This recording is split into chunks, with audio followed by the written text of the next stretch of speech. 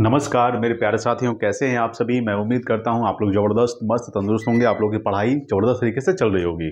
दोस्तों, मैं विकी गुप्ता आप सबका स्वागत करता हूं एक बार फिर से आपके अपने YouTube channel Gupta GS teaching centre में। तो दोस्तों, आज हम इस वीडियो में डिस्कस करने वाले हैं जीके जीएस के 60 महत्वपूर्ण प्रश्नों को। दोस्तों ठीक है, अगर आपको दोस्तों इसका पीडीएफ चाहिए तो आप टेलीग्राम चैनल ज्वाइन कर सकते हैं गुप्ता जीएस टीचिंग सेंटर, या फिर दोस्तों डिस्क्रिप्शन में मैं लिंक डाल दूंगा टेलीग्राम चैनल का, वहां से ज्वाइन करके पीडीएफ प्राप्त कर सकते हैं दोस्तों। ठीक है, तो आज हम टोटल 60 प्रश्नों को डिस्कस करेंगे इस वीडियो में। चलिए शुरू करते हैं आज का सबसे पहला सवाल दोस्तों। ठीक है, देखिए सबसे पहला सवाल आपके सामने है कि डॉक्टर वर्गीज कुरियन का नाम विख्यात है। दोस्तों याद रखिएगा कि डॉक्टर वर्गीज कुरियन का जो नाम विख्यात है, ठीक है, श्वेत क्रांति के लिए। कौन सी क्रांति के लिए? श्वेत क्रांति। दोस्तों श्वेत क्रांति कब हुआ था दोस्तों? याद रखिएगा ये 1970 में हुआ था। कब हुआ था? 1970 में श्वेत क्रांति हुआ था, ये आपको ध्यान रखना है दोस्तों। अगर बात करेंगे कि काली क्रांति का जो संबंध है, आपको ध्यान रखना है, ये कच्चे तेल, ठीक है, कच्चे तेल के उत्पादन के लिए, कच्चे तेल से संबंधित है, कच्चे तेल से संबंधित दोस्तों काली क्रांति। ठीक है, हरित क्रांति दोस्तों याद रखिएगा कि हरित क्रांति के जनक कौन है दोस्तों? तो डॉक्टर एम एस स्वामीनाथन। हरित क्रांति के जनक है डॉक्टर, ठीक है, डॉक्टर एम एस स्वामीनाथन। ठीक है, स्वामीनाथन दोस्त। ठीक है, ये आपको ध्यान रखना। अगर बात करेंगे कि हरित क्रांति दोस्तों कब हुआ था, याद रखिएगा दोस्तों, ये हरित क्रांति जो हुआ था मेन रूप से, आपको ध्यान रखना है, ये 1966 से 1967 के बीच में हुआ था। ठीक है, ये आपको ध्यान रखना है दोस्तों। अगर बात करेंगे कि नीली क्रांति का संबंध किससे दोस्तों? तो मत्स्य उत्पादन से। ठीक है, मत्स्य उत्पादन, मत्स्य, ठीक है, मत्स्य उत्पादन, याद रखिएगा, मत्स्य उत्पादन। ठीक है, ये आपको ध्यान रखना है कि नीली क्रांति का जो संबंध है वो मत्स्य उत्पादन से है। ठीक है, ये आपको ध्यान रखना है दोस्तों। मत्स्य उत्पादन से नीली क्रांति हो गया, हरित क्रांति। ठीक है, हरित क्रांति में दोस्तों मेन रूप से गेहूं का मेन रूप से ध्यान दिया गया था, गेहूं। ठीक है, ये आपको ध्यान रखना है। और हरित क्रांति का जो संबंध है मेन रूप से, वो जनक जो माना जाता है डॉक्टर एम एस स्वामीनाथन को माना जाता है। हरित क्रांति कब हुआ था? 1966 से 67 के बीच में हुआ था। श्वेत क्रांति दोस्तों ये 1970 में हुआ था। ठीक है, ये आपको ध्यान रखना। और श्वेत क्रांति के जनक कौन है? डॉक्टर वर्गीज कुरियन। ठीक है, ये आपको ध्यान रखना है। और श्वेत क्रांति का जो संबंध दोस्तों मेन रूप से दूध उत्पादन से है। किस उत्पादन से है? दुग्ध उत्पादन, दूध उत्पादन। ठीक है, ये आपको ध्यान रखना है दोस्तों, दूध उत्पादन। या दोस्तों विश्व, याद रखिएगा, राष्ट्रीय दुग्ध दिवस दोस्तों कब मनाया जाता है? याद रखिएगा, तो राष्ट्रीय दुग्ध दिवस, राष्ट्रीय दुग्ध जो दिवस मनाया जाता है, ये आपको ध्यान रखना है दोस्तों। ये मनाया जाता है दोस्तों, आपको याद रखना है दोस्तों, 26 नवंबर को। ठीक है, राष्ट्रीय दुग्ध दिवस 26 नवंबर को।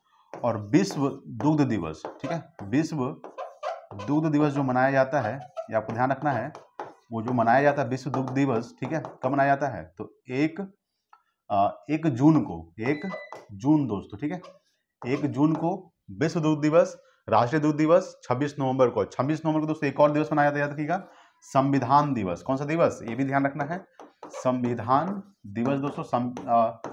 26 नवंबर को संविधान दिवस भी मनाया जाता है, और 26 नवंबर को राष्ट्रीय दुग्ध दिवस मनाया जाता है। ठीक है, ये आपको ध्यान रखना है दोस्तों। श्वेत क्रांति के लिए कौन दोस्तों? इसका मेन रूप से दूध उत्पादन से संबंधित है। ठीक है, चलिए आगे बात करेंगे। देखिए अगला सवाल, देखिए दोस्तों आपके सामने अगला सवाल आपके सामने है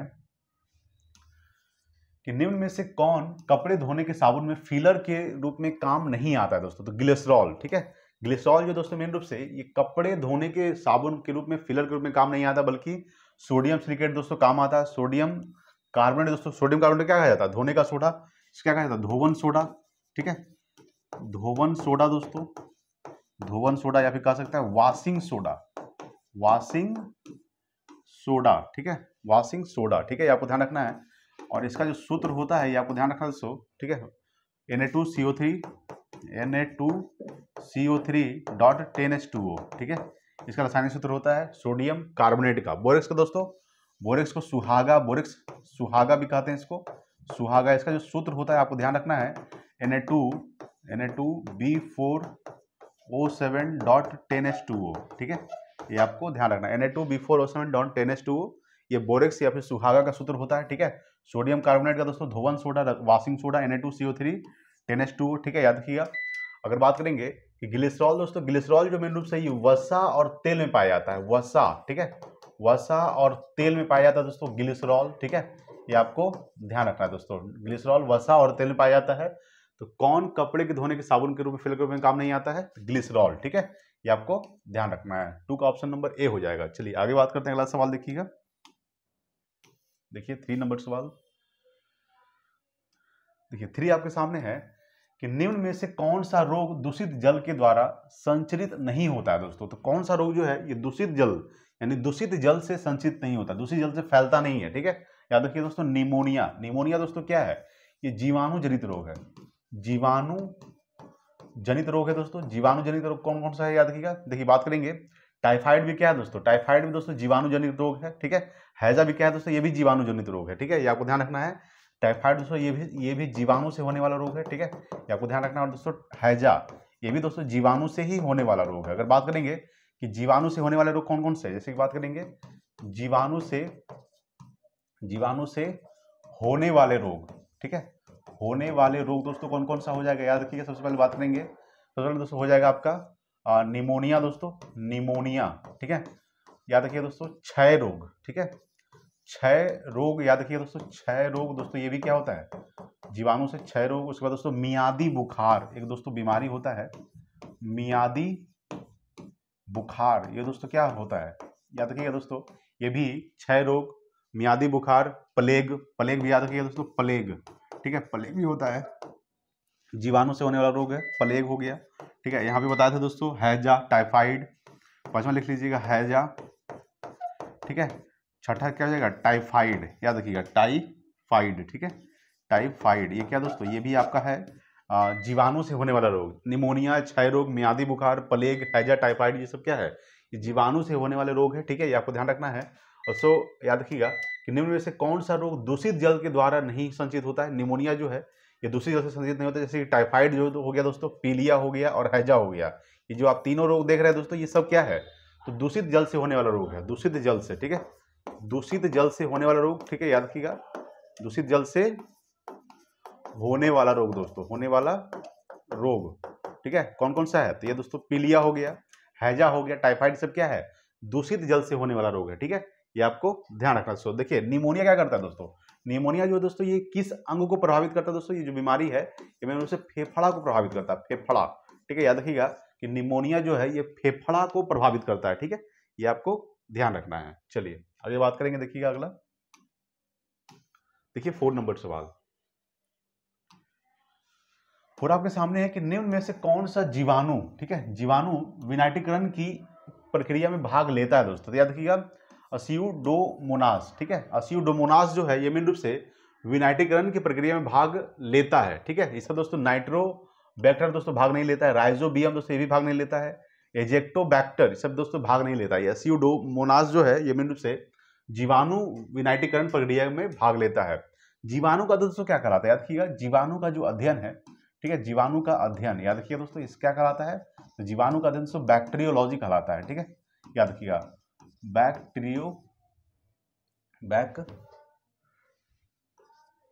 बैक्टीरियोलॉजी, ठीक है, जीवाणु का अध्ययन दोस्तों क्या कहलाता है बैक्टीरियोलॉजी। विषाणु का अध्ययन दोस्तों वायरोलॉजी कहलाता है, याद रखिएगा विषाणु का अध्ययन, ठीक है, विषाणु का दोस्तों अध्ययन क्या कहलाता है, तो विषाणु का जो अध्ययन है मैंने उसे याद रखिएगा वायरोलॉजी कहलाता है, ठीक है, वायरोलॉजी, ठीक है, ये आपको ध्यान रखना है। वायरोलॉजी विषाणु का अध्ययन, जीवाणु का अध्ययन दोस्तों बैक्टीरियोलॉजी, ठीक है, जीवाणु। अगर दोस्तों याद रखिएगा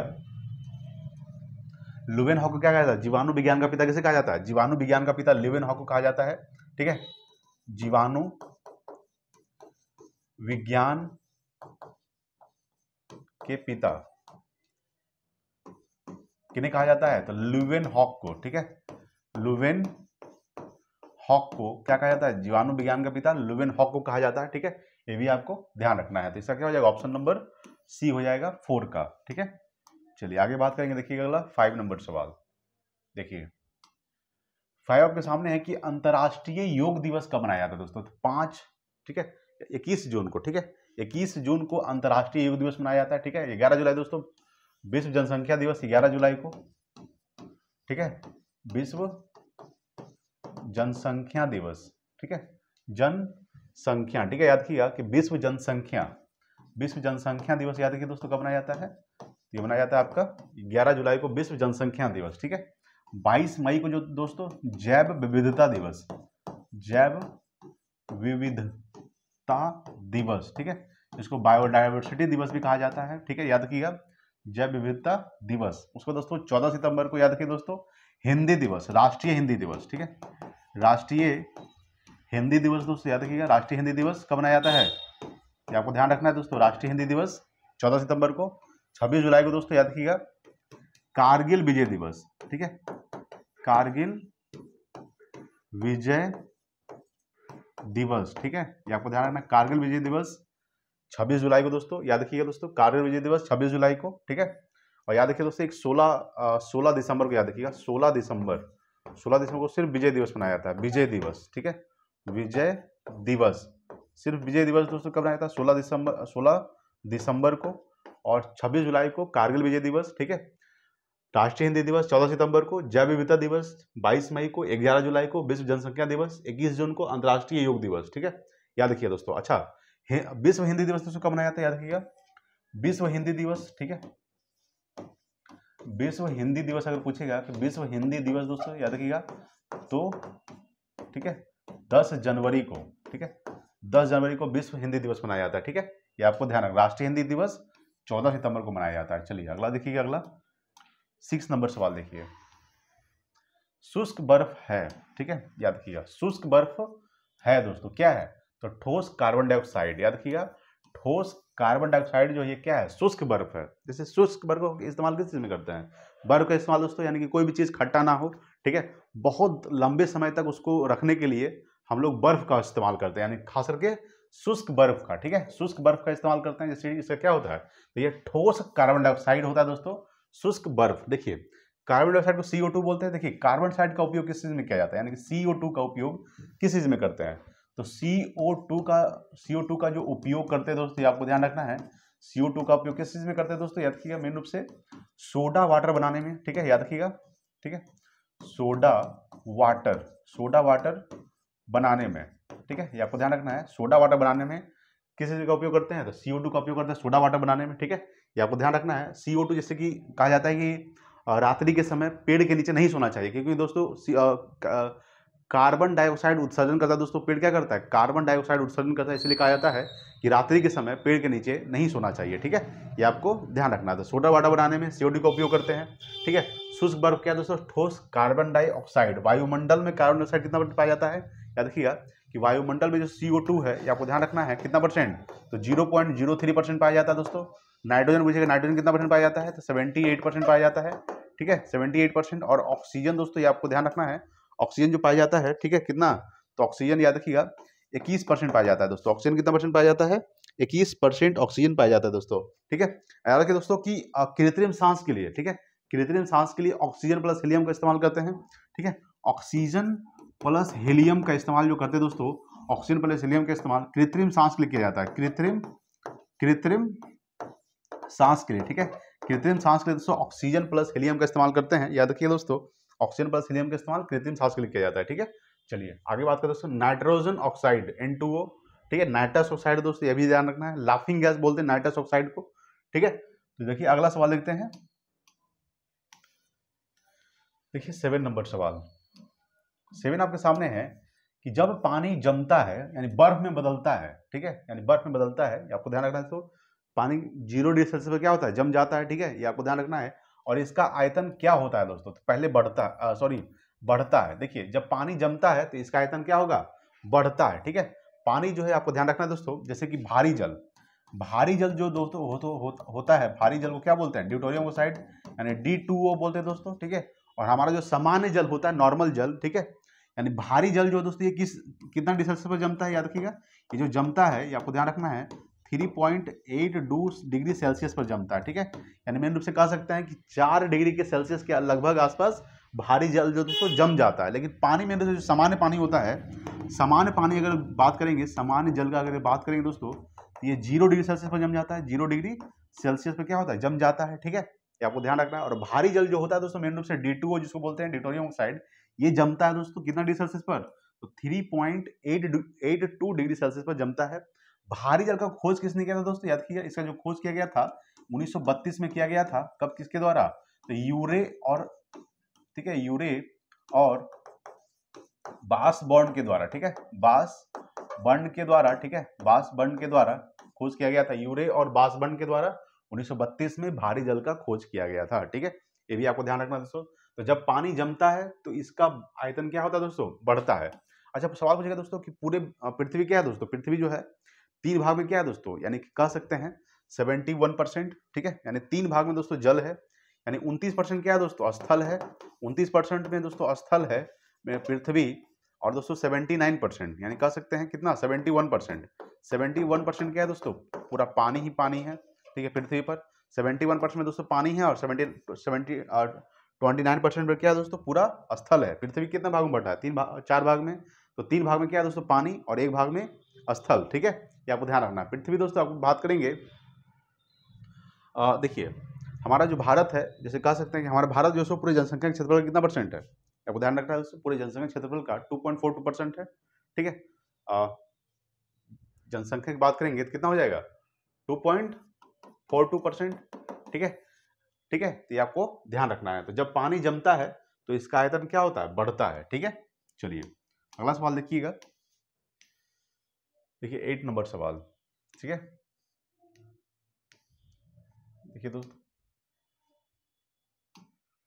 8 आपके सामने है कि विश्व स्वास्थ्य संगठन का मुख्यालय किस देश में स्थित है दोस्तों। तो विश्व स्वास्थ्य संगठन का जो मुख्यालय स्थित है, आपको ध्यान रखना है, विश्व स्वास्थ्य संगठन WHO का मुख्यालय कहाँ है, तो जेनेवा स्विट्जरलैंड में दोस्तों, जेनेवा स्विट्जरलैंड में WHO का मुख्यालय स्थित है। विश्व स्वास्थ्य संगठन का स्थापना कब हुआ था, याद रखिएगा, इसका जो स्थापना हुआ था WHO, ठीक है, याद रखिएगा 7 अप्रैल 1948 में हुआ था, 7 अप्रैल 1948 में, ठीक है। इसमें टोटल कितना देश शामिल है दोस्तों WHO में, याद रखिए 164 देश शामिल है। कितना देश शामिल है, तो 164 देश शामिल है, ठीक है, WHO में। आपको ध्यान रखना है कि WHO में 164 देश शामिल है दोस्तों, 194, ठीक है, 194, ठीक है, 194 देश शामिल है। आपको ध्यान रखना है कि WHO में कितना देश शामिल है, 194 देश शामिल है। इसका स्थापना कब हुआ था, 7 अप्रैल 1948 को। दोस्तों 7 अप्रैल को कौन सा दिवस मनाया जाता है, तो 7 अप्रैल को विश्व स्वास्थ्य दिवस मनाया जाता है, विश्व, ठीक है, विश्व स्वास्थ्य दिवस, स्वास्थ्य दिवस 7 अप्रैल को मनाया जाता है, ठीक है। ये भी आपको ध्यान रखना है। WHO का फुल फॉर्म क्या होता है, वर्ल्ड हेल्थ ऑर्गेनाइजेशन। WHO का full form world health organization, ठीक है, ये आपको ध्यान रखना है दोस्तों, वर्ल्ड हेल्थ ऑर्गेनाइजेशन WHO का फुल फॉर्म होता है, ठीक है। तो याद रखिए दोस्तों, स्विट्जरलैंड जिनेवा में, ठीक है, स्विट्जरलैंड जिनेवा, ठीक है, ये आपको ध्यान रखना। स्विट्जरलैंड जिनेवा में क्या है, इसका मुख्यालय है किसका, तो विश्व स्वास्थ्य संगठन का। फ्रांस राजधानी पेरिस में दोस्तों किसका मुख्यालय है, याद रखिएगा, यूनेस्को, UNESCO, यानी फ्रांस की राजधानी पेरिस में यूनेस्को का मुख्यालय स्थित है। फ्रांस की राजधानी पेरिस में, ठीक है, पेरिस में यूनेस्को का मुख्यालय स्थित है। यूनेस्को का फुल फॉर्म क्या होता है, United Nations educational scientific and culture organization. UNESCO का स्थापना कब हुआ था, याद रखिएगा, इसका जो स्थापना हुआ था ये कब हुआ था, ये 1945 में हुआ है। कब हुआ है, 1945 में यूनेस्को का स्थापना हुआ है, ठीक है। और यूनेस्को का full form United Nations educational scientific and culture organization, ठीक है, ये आपको ध्यान रखना है। जैसे बात करेंगे दोस्तों कि ढाका में किसका मुख्यालय स्थित है दोस्तों, बिम्सटेक का, बिम्स, ठीक है, याद किया, बिम्सटेक का जो मुख्यालय है ये आपको ध्यान रखना है, बिम्सटेक, ठीक है, बिम्सटेक का मुख्यालय, याद रखिएगा, बिम्सटेक का जो मुख्यालय है, ठीक है, मुख्यालय ये कहाँ है दोस्तों, तो बिम्सटेक का जो मुख्यालय आपको ध्यान रखना है, ये मेन रूप से ढाका में है। ढाका किसकी राजधानी है दोस्तों, तो बांग्लादेश की राजधानी है, ठीक है, याद रखिएगा, बांग्लादेश, ठीक है, बांग्लादेश की राजधानी क्या है दोस्तों, ढाका, ठीक है, ये आपको ध्यान रखना है। अगर पूछेगा कि संयुक्त राज्य अमेरिका में दोस्तों किसका मुख्यालय, इससे बात करेंगे, संयुक्त राज्य अमेरिका की राजधानी क्या होता है, वाशिंगटन DC। तो वाशिंगटन DC में जो किसका मुख्यालय है आपको ध्यान रखना है, वाशिंगटन DC में है, ठीक है, वाशिंगटन DC, आपको ध्यान रखना है दोस्तों, वाशिंगटन DC में, ठीक है, याद रखिएगा। वर्ल्ड बैंक का मुख्यालय स्थित है और IMF का मुख्यालय स्थित है, IMF, ये दोनों का जो मुख्यालय स्थित है आपको ध्यान रखना है, वाशिंगटन DC में है। वर्ल्ड बैंक यानी विश्व बैंक, इसका स्थापना 1944 में हुआ था, और IMF इंटरनेशनल मॉनेटरी फंड का स्थापना 1945 में हुआ था, ठीक है, ये आपको ध्यान रखना है, इंटरनेशनल मॉनेटरी फंड, ठीक है, याद रखिएगा, और वर्ल्ड बैंक, ठीक है, दोनों का जो मुख्यालय है वाशिंगटन DC में है, ठीक है। काठमांडू में दोस्तों किसका मुख्यालय स्थित है, नेपाल राजधानी काठमांडू में ही ये सार्क का मुख्यालय स्थित है, सार्क का, ठीक है, सार्क का जो मुख्यालय है, सार्क का हेडक्वार्टर कहाँ है, वो दोस्तों सार्क का जो मुख्यालय है वो काठमांडू में है। ये दोस्तों नेपाल की राजधानी काठमांडू है, ठीक है, नेपाल की राजधानी क्या है दोस्तों, काठमांडू, ठीक है, ये आपको ध्यान रखना है। और सार्क का मुख्यालय कहाँ है, काठमांडू में। सार्क में टोटल कितना देश शामिल है दोस्तों, सार्क में जो देश शामिल है वो टोटल 8 देश शामिल है। कितना देश शामिल है, 8, ठीक है, ये आपको ध्यान रखना है। सार्क का स्थापना कब हुआ था दोस्तों, तो सार्क का जो स्थापना हुआ ये 1985 में हुआ है। कब हुआ है? 1985 में सार्क का स्थापना हुआ था, ठीक है, ये भी आपको ध्यान रखना है, ठीक है।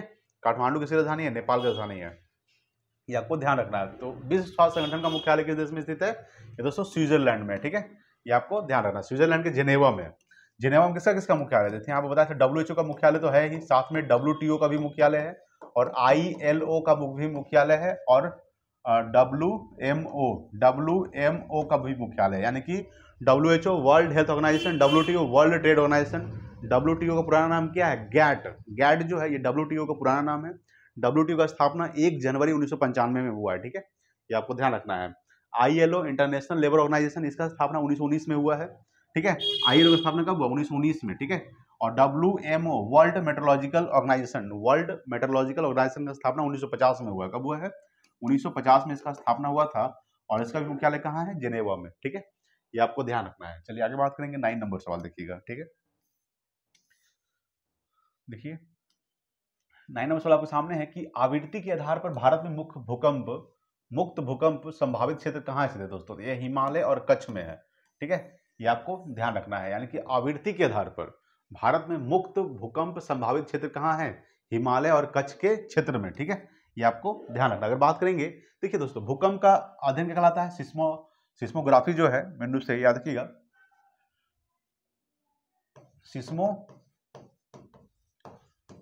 सिस्मोग्राफी, ठीक है, या भूकंप का जो मेन रूप में आपको याद है किससे? सिस्मोग्राफी से याद रखिए दोस्तों। अगर बात करेंगे, देखिए भूकंप जो है दोस्तों 3 प्रकार का होता है। भूकंप जो होता है ये मेन रूप से 3 प्रकार, ठीक है, इसके 3 प्रकार के होते हैं मेन रूप से, याद रखिएगा। सबसे पहले दोस्तों क्या होता है?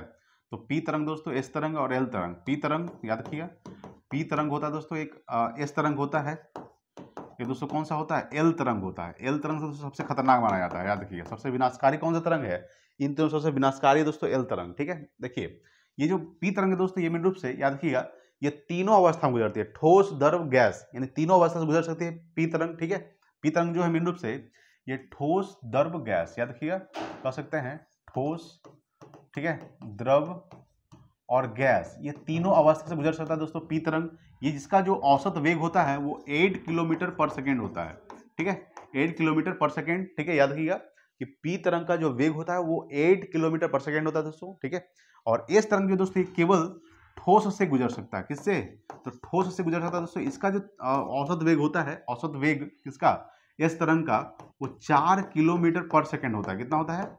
4 किलोमीटर पर सेकेंड। और एल तरंग क्या दोस्तों? ये सबसे विनाशकारी तरंग है, याद रखिए, सबसे विनाशकारी तरंग, आपको ध्यान रखना है कि सबसे विनाशकारी जो तरंग है, विनाशकारी तरंग, ठीक है, वो कौन है? तो वो आपका एल तरंग है, ठीक है, ये आपको ध्यान रखना है। तो आवृत्ति के आधार पर भारत में मुक्त भूकंप संभावित क्षेत्र कहाँ स्थित है? तो हिमालय और कच्छ के क्षेत्र में, ठीक है।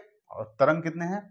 3 तरंग है, पी तरंग, एस तरंग, एल तरंग। पी तरंग ठोस, द्रव, गैस तीनों अवस्था में गुजर सकती है दोस्तों, ठीक है। और इसका पी तरंग का जो किलोमीटर पर सेकेंड, 8 किलोमीटर पर सेकेंड इसका औसत वेग होता है। एस तरंग ठोस गुजर सकती है और इसका जो वेग होता है दोस्तों 4 किलोमीटर प्रति सेकंड। एल तरंग का सबसे विनाशकारी होता है, ठीक है, ये आपको ध्यान रखना है। देखिए अगला 10 नंबर सवाल देखिएगा। 10 आपके सामने है कि लोकसभा के अध्यक्ष को कौन चुन सकता है दोस्तों? तो याद रखिएगा, लोकसभा के सदस्यगण चुन सकते हैं, ठीक है, लोकसभा के सदस्यगण, ठीक है। लोकसभा के अध्यक्ष को कौन चुन सकता है? तो लोकसभा के सदस्यगण लोकसभा के अध्यक्ष को चुन सकता है दोस्तों। वर्तमान लोकसभा अध्यक्ष कौन है? तो वर्तमान में जो लोकसभा के अध्यक्ष है वो ओम बिरला है। कौन है? ओम बिरला वर्तमान में लोकसभा के अध्यक्ष है, ठीक है। याद रखिए लोकसभा का जो उल्लेख किया गया दोस्तों, याद रखिएगा, इसका जो लोकसभा का उल्लेख किया गया अनुच्छेद आर्टिकल 81 में किया गया है। याद रखिएगा लोकसभा क्या है दोस्तों? ये निम्न सदन कहा जाता है, लोकसभा को निम्न सदन कहा जाता है, निम्न सदन, ठीक है, निम्न सदन कहा जाता है लोकसभा को, ये आपको ध्यान रखना है। लोकसभा को निम्न सदन, ठीक है, और राज्यसभा को उच्च सदन कहा जाता है। लोकसभा क्या है दोस्तों? लोकसभा जो है ये अस्थायी सदन है, अस्थायी है, ठीक है, अस्थायी सदन है, ठीक है, ये आपको ध्यान रखना है। लोकसभा क्या है? ये अस्थायी सदन है। याद रखिएगा लोकसभा के अध्यक्ष, ये आपको ध्यान रखना है कि लोकसभा, ठीक है, लोकसभा के अध्यक्ष और उपाध्यक्ष का जो उल्लेख किया गया है, और उपाध्यक्ष का जो उल्लेख किया गया, लोकसभा के अध्यक्ष और उपाध्यक्ष के पद का उल्लेख किया गया है, ये आपको ध्यान रखना है। अनुच्छेद आर्टिकल 93 में किया गया है, ठीक है, ये आपको ध्यान रखना है। यानी कि अनुच्छेद 93 में लोकसभा के अध्यक्ष और उपाध्यक्ष के पद का उल्लेख किया गया, ठीक है, ये भी आपको ध्यान रखना है दोस्तों। तो लोकसभा के अध्यक्ष को कौन चुन सकता है? लोकसभा के सदस्यगण ही चुन सकते हैं, ठीक है। लोकसभा दोस्तों, लोकसभा बनने के लिए न्यूनतम सीमा कितनी होनी चाहिए? तो लोकसभा सदस्य बनने के लिए न्यूनतम सीमा 25 वर्ष होनी चाहिए, ठीक है। लोकसभा का अधिकतम जो कार्यकाल होता है कितने वर्ष का होता है? तो 5 साल का होता है, ठीक है। ये भी आपको ध्यान रखना है, ठीक है दोस्तों। चलिए आगे बात करते हैं दोस्तों। 11 नंबर सवाल देखिएगा। देखिए, सुवा किस देश की राजधानी है दोस्तों? सुवा जो है ये आपको ध्यान रखना है, आपको याद रखना, फिजी की राजधानी दोस्तों सुवा है, ठीक है। फिजी राजधानी, चिली राजधानी दोस्तों क्या है? सैंटियागो, ठीक है। सैंटियागो, सैंटियागो जो है, सैंटियागो, ठीक है, ये आपको ध्यान रखना है। सैंटियागो किसकी राजधानी है? ये दोस्तों आपका चिली राजधानी। लेबनान किसकी राजधानी दोस्तों? बेरूत, ठीक है। बेरूत की राजधानी दोस्तों क्या है? बेरूत। लेबनान की राजधानी दोस्तों क्या है? बेरूत। यूक्रेन की राजधानी क्या है दोस्तों? कीव, ठीक है, ये आपको ध्यान रखना है। और इजराइल की राजधानी क्या है दोस्तों? जेरूशलेम, जेरूशलेम, ठीक है, ये आपको ध्यान रखना है। तो सुवा किस देश की राजधानी है? चिली राजधानी है। सुवा किसकी राजधानी है? फिजी राजधानी है। चिली राजधानी दोस्तों क्या है? सैंटियागो। लेबनान की राजधानी बेरूत। यूक्रेन की राजधानी दोस्तों कीव है। इजराइल का जेरूशलेम, ठीक है। चलिए आगे बात करेंगे, देखिएगा अगला। देखिए 12 नंबर सवाल। 12 आपके सामने दोस्तों कि निम्नलिखित युग्म में, यहाँ पे युग्म होगा, युग्म, ठीक है, युग्म में से कौन सा एक सुमेलित नहीं है? देखिए, कावेरी के जो सहायक नदी है दोस्तों हेमावती है, ठीक है, ये दोस्तों आपका सही है। गोदावरी की सहायक नदी दोस्तों मूसी है दोस्तों, ये गलत है आपका, ठीक है। याद रखिएगा कि मूसी जो है ये कृष्णा नदी सहायक नदी है, ठीक है। मूसी जो है आपका ध्यान रखना है कि मूसी जो है दोस्तों ये कृष्णा की सहायक नदी है। मूसी किसकी सहायक नदी है? कृष्णा की सहायक नदी दोस्तों मूसी है, ठीक है, ये आपको ध्यान रखना है, ठीक है। और महानदी दोस्तों याद रखिएगा, ये मांड की राजधानी, मांड दोस्तों किसकी सहायक नदी है? ये महानदी का सही है। और कृष्णा की सहायक नदी दोस्तों ये मालप्रभा भी, ये भी सही है आपका, यानी कि ऑप्शन इसका बी दोस्तों क्या है? गलत है, ठीक है। देखिए, गोदावरी की सहायक नदी कौन कौन सा है? वैनगंगा, पैनगंगा, मंजीरा, प्राणहिता, ठीक है, ये सब क्या है दोस्तों? ये गोदावरी की सहायक नदी है, ठीक है, ये आपको ध्यान रखना है। गोदावरी सहायक नदी जैसे बात करेंगे वैनगंगा, ठीक है, वैनगंगा, ठीक है, ये आपको ध्यान रखना है, वैनगंगा।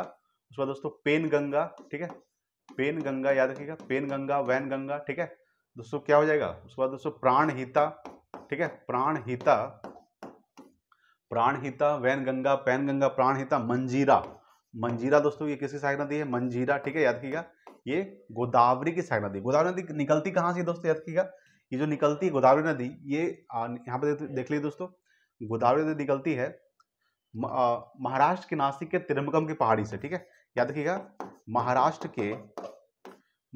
के, ठीक है, देखिए महाराष्ट्र के नासिक के त्रिम्बकम की पहाड़ी से, त्रिम्बकम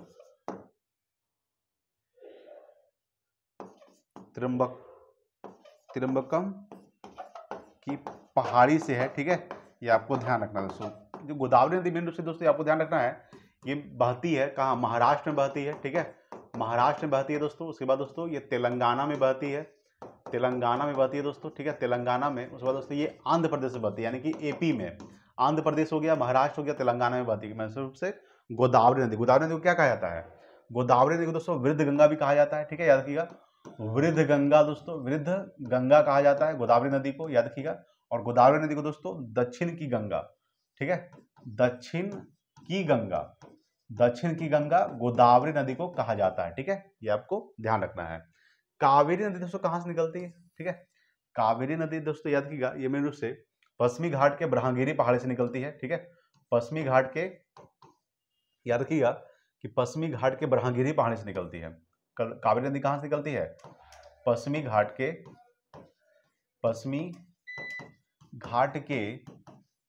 ब्रह्मगिरी पहाड़ी से निकलती है, ठीक है, ये आपको ध्यान रखना है दोस्तों, ब्रह्मगिरी पहाड़ी से निकलती है, ठीक है, ये आपको ध्यान रखना है दोस्तों। महानदी दोस्तों कहाँ से निकलती है? छत्तीसगढ़ के सिहावा से निकलती है, ठीक है, छत्तीसगढ़ के सिहावा से निकलती है। कौन सी नदी? तो याद रखिए दोस्तों महानदी जो है ये छत्तीसगढ़ के सिहावा से निकलती है, ठीक है। और दोस्तों महानदी पर कौन सा बांध है दोस्तों? तो हीराकुंड बांध, याद रखिएगा हीराकुंड जो बांध है आपका, हीराकुंड बांध दोस्तों किस नदी पर है? महानदी पर दोस्तों हीराकुंड बांध। किस राज्य में है ये दोस्तों? ओडिशा में है, ठीक है, ओडिशा में है दोस्तों हीराकुंड बांध, ठीक है। ये भारत का सबसे लंबा बांध हीराकुंड बांध, ठीक है, याद रखिएगा दोस्तों, ठीक है, ये आपको ध्यान रखना है। तो निम्नलिखित युग में से कौन सा एक सुमेलित नहीं था दोस्तों? तो गोदावरी की सहायक नदी मूसी नहीं था, ठीक है, मूसी जो है मेन रूप से आपको ध्यान रखना है, ये कृष्णा की सहायक नदी, किस नदी की है? कृष्णा। अच्छा, कावेरी को दोस्तों दक्षिण भारत गंगा भी कहा जाता है, याद रखिएगा कि दक्षिण भारत की गंगा किसे कहा जाता है? तो दक्षिण भारत की जो गंगा है, दक्षिण भारत की गंगा, ये कावेरी नदी को कहा जाता है दोस्तों। देखिए, प्रायद्वीपीय भारत की सबसे लंबी नदी कौन सी है? तो प्रायद्वीपीय भारत की सबसे लंबी नदी है गोदावरी नदी। गोदावरी नदी की जो लंबाई नहीं बताया दोस्तों, इसकी लंबाई है 1465 किलोमीटर। कितना है? 1465 किलोमीटर गोदावरी नदी की लंबाई है दोस्तों, ठीक है। महानदी की लंबाई लगभग दोस्तों कितना है? तो 851 किलोमीटर है। कितना है? 851 किलोमीटर लगभग महानदी की लंबाई है, ठीक है। कभी कभी दोस्तों आपके एग्जाम में 854 किलोमीटर भी दे देता है, ठीक है, कंफ्यूजन नहीं होना है दोस्तों। चलिए आगे बात करेंगे, देखिए अगला, देखिए 13 नंबर सवाल। 13 आपके सामने की थायमीन है दोस्तों। थायमीन क्या है? ठीक है, याद रखिए विटामिन बी वन का सही नाम क्या होता है? याद रखिए थायमीन, विटामिन बी वन का सही नाम थायमीन होता है। विटामिन बी12 का सही नाम क्या होता है दोस्तों? याद रखिएगा विटामिन बी12 साइनोकोबालामीन, ठीक है, याद रखिएगा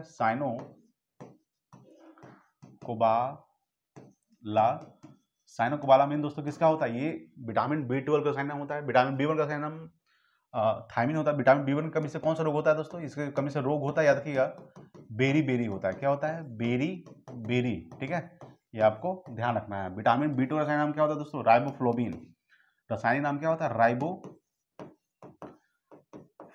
ठीक है, ये आपको ध्यान रखना है दोस्तों। अगर पूछेगा विटामिन बी2 की कमी से दोस्तों कौन सा रोग होता है, याद रखिएगा इसकी कमी से दोस्तों जो रोग होता है दोस्तों क्या होता है?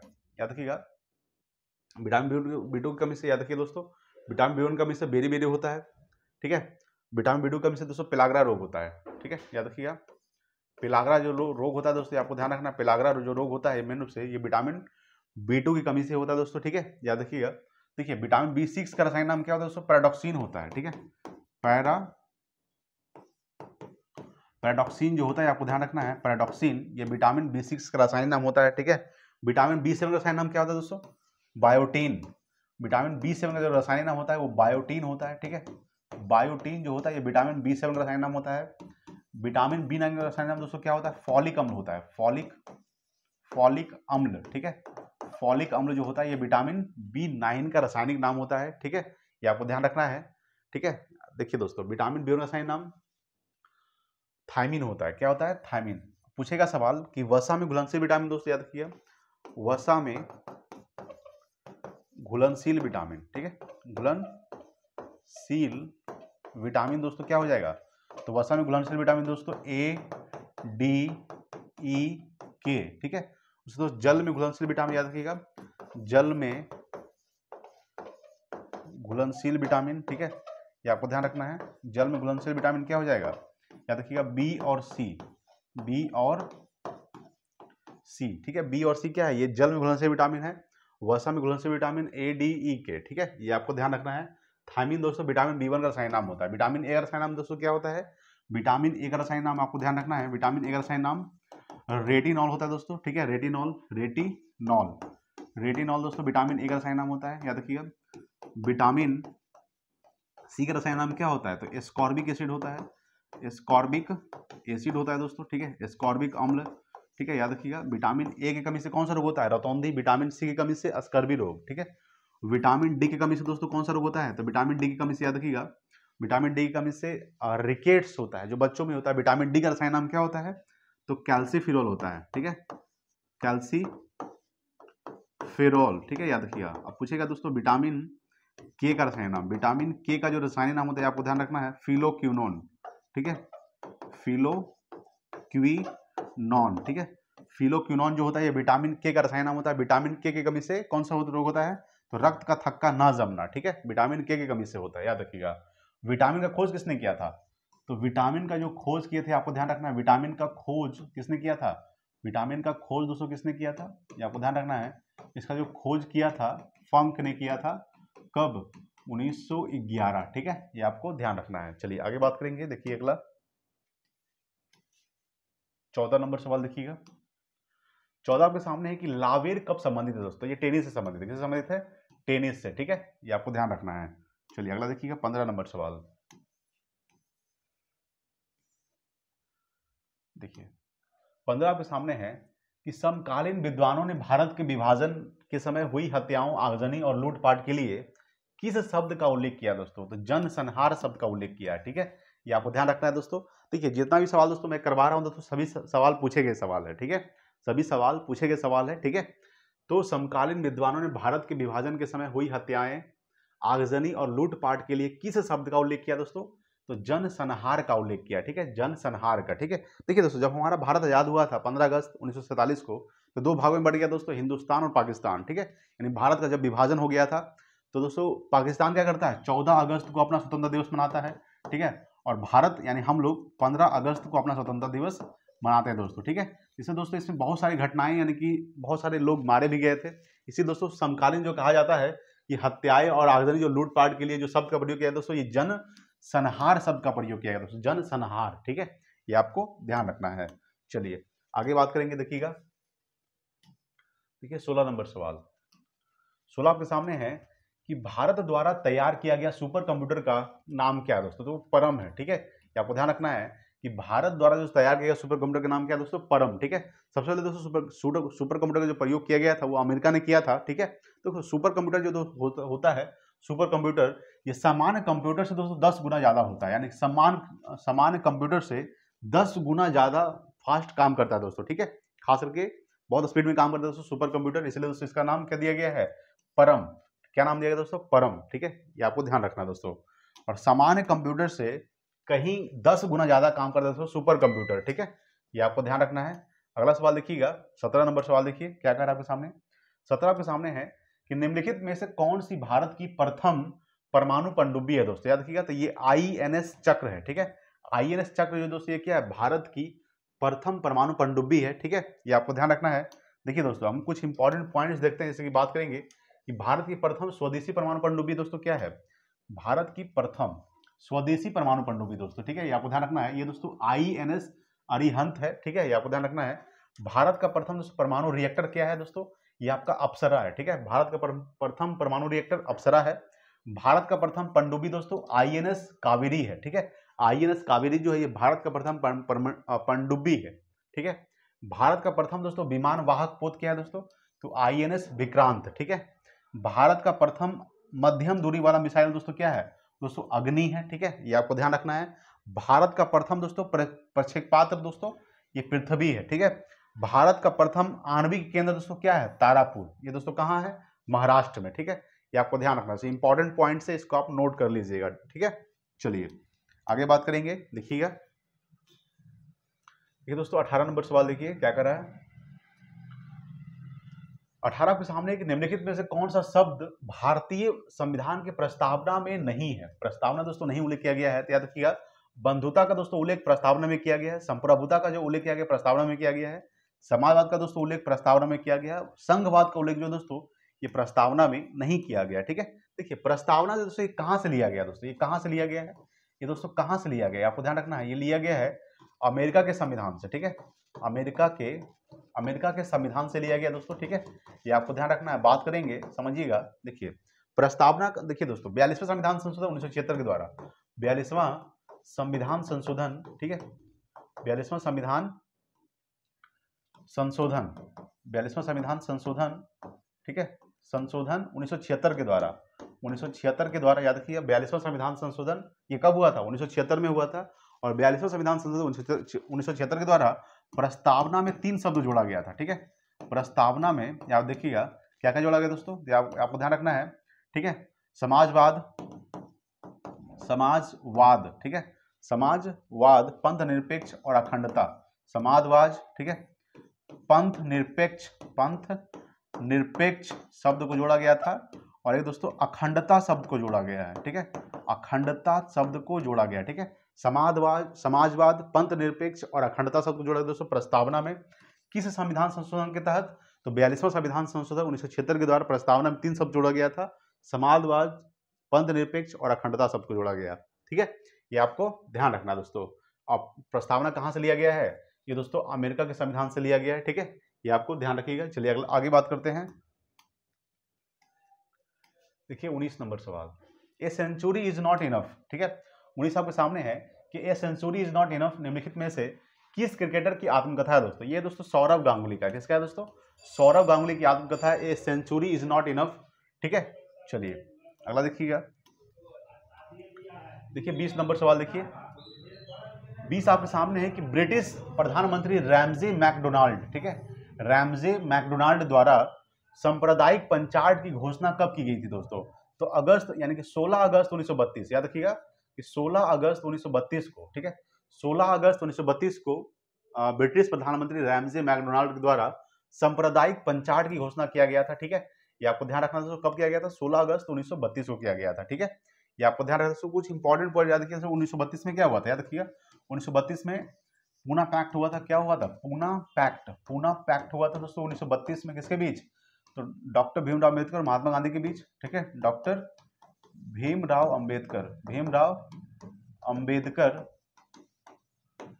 और महात्मा गांधी के बीच हुआ था पूना पैक्ट 1932 में। ठीक है, ये भी आपको ध्यान रखना है। अगर पूछेगा दोस्तों सवाल, आपको ध्यान रखना है कि 1932 में पूना पैक्ट डॉक्टर भीमराव अम्बेडकर और महात्मा गांधी के बीच हुआ था। ठीक है, 1929 दोस्तों लाहौर अधिवेशन हुआ था। 1929 में लाहौर अधिवेशन, जिसकी अध्यक्षता कौन किए थे? जवाहरलाल नेहरू ने किए थे। ठीक है, ये आपको ध्यान रखना है। चलिए अगला सवाल देखिएगा। 21 नंबर सवाल देखिए। 21 आपके सामने है कि इनमें से भारत के किस राज्य में द्विसदनीय व्यवस्थापिका है दोस्तों, पूछ रहा है। तो बिहार में है। देखिए दोस्तों, द्विसदनीय जो व्यवस्थापिका है ये उनमें मेन रूप से भारत के 6 राज्य में है। कितने राज्य में है दोस्तों? 6 राज्य में है। ठीक है, ये आपको ध्यान रखना है। कौन कौन से राज्य दोस्तों? सबसे पहले हो जाएगा, याद रखिएगा, उत्तर प्रदेश। ठीक है, उत्तर प्रदेश दोस्तों। ठीक है, दोस्तों दूसरा लिख लीजिएगा बिहार। ठीक है, तीसरा दोस्तों आंध्र प्रदेश। ठीक है, आंध्र प्रदेश दोस्तों। ठीक है, चौथा दोस्तों क्या हो जाएगा? महाराष्ट्र। ठीक है, महाराष्ट्र। ठीक है, ये आपको ध्यान रखना है, महाराष्ट्र। ठीक है दोस्तों, महाराष्ट्र हो जाएगा। पांचवा क्या हो जाएगा? याद रखिएगा, तेलंगाना। और छठा दोस्तों कर्नाटक।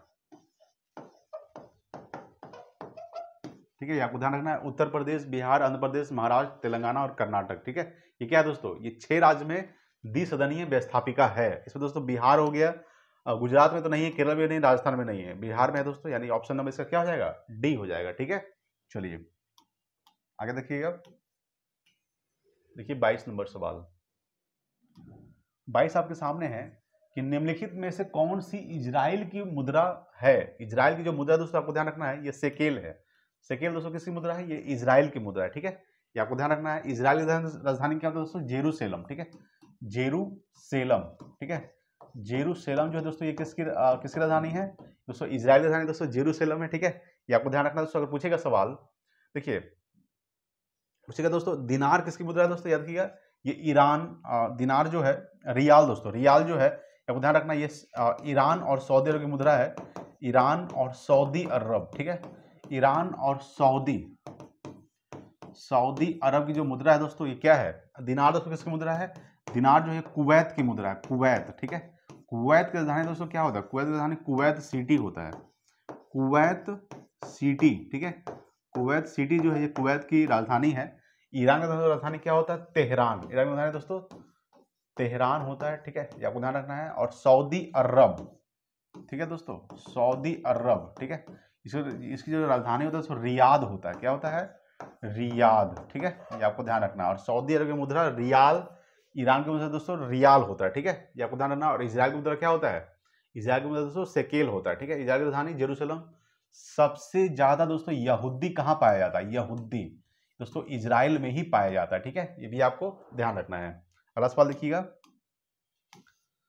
देखिए 23 नंबर सवाल।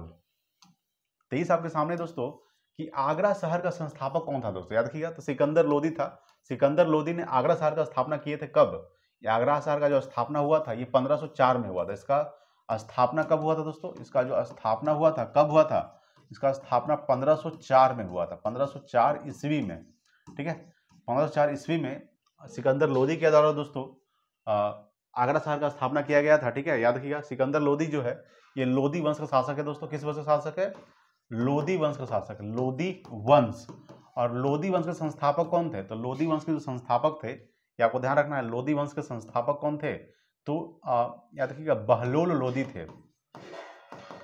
बहलोल लोदी। बहलोल लोदी जो है ये लोदी वंश के संस्थापक हैं, ठीक है। इब्राहिम लोदी क्या है दोस्तों, ये लोदी वंश का अंतिम शासक है, याद रखिएगा। लोदी वंश का अंतिम शासक कौन हुए, लोदी वंश का अंतिम शासक, लोदी वंश का जो अंतिम शासक है याद रखिएगा वह दोस्तों इब्राहिम अंतिम शासक कौन हुआ, तो इब्राहिम लोदी क्या है दोस्तों, ये लोदी वंश का अंतिम शासक इब्राहिम लोदी ने ही, ठीक है। इब्राहिम लोदी दोस्तों याद रखिएगा, यानी कि आपको ध्यान रखना है कि इब्राहिम लोदी दोस्तों बाबर के साथ जो युद्ध हुआ था, पानीपत का पहला युद्ध, ठीक है। पानीपत का जो प्रथम युद्ध हुआ था, पानीपत के प्रथम युद्ध में बाबर और इब्राहिम लोदी के बीच हुआ था, बाबर और इब्राहिम लोदी के बीच हुआ था, इब्राहिम लोदी के बीच, ठीक है दोस्तों। पानीपत का प्रथम युद्ध हुआ था जिसमें दोस्तों इब्राहिम लोदी क्या हुआ था, हार गया था दोस्तों, इब्राहिम लोदी क्या हुआ था, हार गया था, ठीक है। और बाबर क्या हुए थे, जीत गए थे, ठीक है, ये आपको ध्यान रखना है। और बाबर ने 1526 में, ठीक है, 1526 में मुगल वंश का स्थापना किए थे। 1526 में मुगल वंश का स्थापना कब हुआ था, 1526 में हुआ था, किसके द्वारा, बाबर के द्वारा इब्राहिम लोदी को हराकर। ये लोदी वंश का अंतिम शासक था इब्राहिम लोदी, ठीक है। इब्राहिम लोदी को हराकर दोस्तों बाबर ने, ठीक है, इसमें दोस्तों बाबर ने तुगलकनुमा और पद्धति का प्रयोग किया था दोस्तों बाबर ने, ठीक है। तो बाबर 1526 में इब्राहिम लोदी को हराकर मुगल वंश का स्थापना 1526 में किया था, ठीक है, ये आपको ध्यान रखना है। पानीपत का दूसरा युद्ध कब हुआ था, 1556 में हुआ था, अकबर और हेमू के बीच। पानीपत का तीसरा युद्ध अब्दुल शाह अब्दाली और मराठों के बीच हुआ था 1761 में, ठीक है, ये भी आपको ध्यान रखना है दोस्तों, ठीक है। हुमायूं दोस्तों क्या था, ये हुमायूं नामा किसने लिखा था दोस्तों, हुमायूं नामा याद रखिएगा, हुमायूं जो नामा है, हुमायूं नामा किसने लिखा था, तो हुमायूं नामा लिखा था हुमायूं की जो बहन थी गुलबदन बेगम, ठीक है, गुलबदन बेगम, ठीक है। गुलबदन बेगम दोस्तों अकबर के कहने पर, याद रखिएगा किसके कहने पर, अकबर के कहने पर दोस्तों हुमायूं नामा लिखी थी गुलबदन बेगम। गुलबदन बेगम कौन थी, ये बाबर की पुत्री थी, ठीक है, और हुमायूं की बहन थी। कहने मतलब है कि बाबर का बेटा था हुमायूं और बाबर का बेटी का क्या नाम था, गुलबदन बेगम, ठीक है, ये आपको ध्यान रखना है दोस्तों। अकबर याद रखिएगा दोस्तों, अकबर के बारे में अगर बात करते हैं तो याद रखिए इन्होंने दीन ए इलाही जो चलाया था दोस्तों, दीन ए इलाही धर्म का, दीन ए इलाही, ठीक है, इलाही दोस्तों कब हुआ, शुरू किया गया था इसके द्वारा, तो 1582 में दोस्तों याद रखिएगा। इन्होंने जजिया कर कब समाप्त किया था दोस्तों, जजिया कर जो समाप्त किए थे, जजिया कर कब समाप्त किए थे, 1564 में समाप्त किए थे, यह भी आपको ध्यान रखना है। इनका जन्म कब हुआ दोस्तों बाबर का, तो 1542 में हुआ था, कहाँ हुआ था, अमरकोट में हुआ था, कहाँ, अमरकोट में इनका जो जन्म हुआ है 1542 में, ठीक है, ये आपको ध्यान रखना है। अकबर दोस्तों, ठीक है, याद रखिएगा अकबर और हेमू के बीच पानीपत का दूसरा युद्ध हुआ था। पानीपत का जो दूसरा युद्ध हुआ था, पानीपत का सेकेंड युद्ध, ठीक है, सेकेंड युद्ध जो हुआ था किसके बीच, तो अकबर और हेमू के बीच, ठीक है, अकबर और हेमू, ठीक है, ये आपको ध्यान रखना। अकबर और हेमू के बीच पानीपत का दूसरा युद्ध हुआ था, ठीक है। अब्दुल शाह अब्दाली और मराठों के बीच पानीपत का तीसरा युद्ध हुआ। पानीपत कहाँ है दोस्तों, हरियाणा में है, ठीक है, ये आपको ध्यान रखना है। तो आगरा शहर का संस्थापक कौन था, सिकंदर लोदी था, ठीक है, ये आपको ध्यान रखना है। चलिए अगला देखिएगा, देखिए 24 नंबर सवाल, 24 आपके सामने है कि इटाईपू, ठीक है, इटाईपू बांध जो है ये दुनिया के सबसे बड़े बांधों में से एक है, वह किस नदी पर स्थित है दोस्तों, तो याद रखिएगा ये प्राणा नदी पर, किस नदी पर, प्राणा नदी पर, ठीक है। याद रखिएगा कि इटाईपू जो बांध है ये जो दुनिया के सबसे बड़े बांधों में से एक है, वह किस नदी पर स्थित है दोस्तों, प्राणा नदी। याद रखिएगा जैम्बेजी में दोस्तों कौन सा जलप्रपात है, याद रखिएगा विक्टोरिया जलप्रपात, विक्टोरिया जलप्रपात, विक्टोरिया जो जलप्रपात है, याद रखिएगा विक्टोरिया जलप्रपात, ठीक है, याद रखिएगा कि विक्टोरिया जलप्रपात दोस्तों किस नदी पर है दोस्तों, जैम्बेजी नदी पर है, ठीक है, ये आपको ध्यान रखना दोस्तों।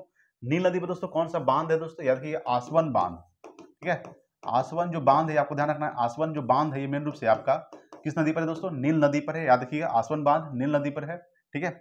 और नासिर झील दोस्तों याद रखिएगा, एक नासिर झील है, नासिर झील दोस्तों ये भी किस नदी पर है, ये दोस्तों नील नदी पर। नासिर झील, आसवन बांध दोस्तों ये किस नदी पर है, नील नदी। नील नदी दोस्तों क्या है, ये विश्व की सबसे लंबी नदी है दोस्तों, ठीक है, विश्व की सबसे लंबी नदी, सबसे लंबी नदी दोस्तों कौन सा है, वो है दोस्तों नील नदी, विश्व की सबसे लंबी नदी नील नदी, ठीक है, ये आपको ध्यान रखना है दोस्तों।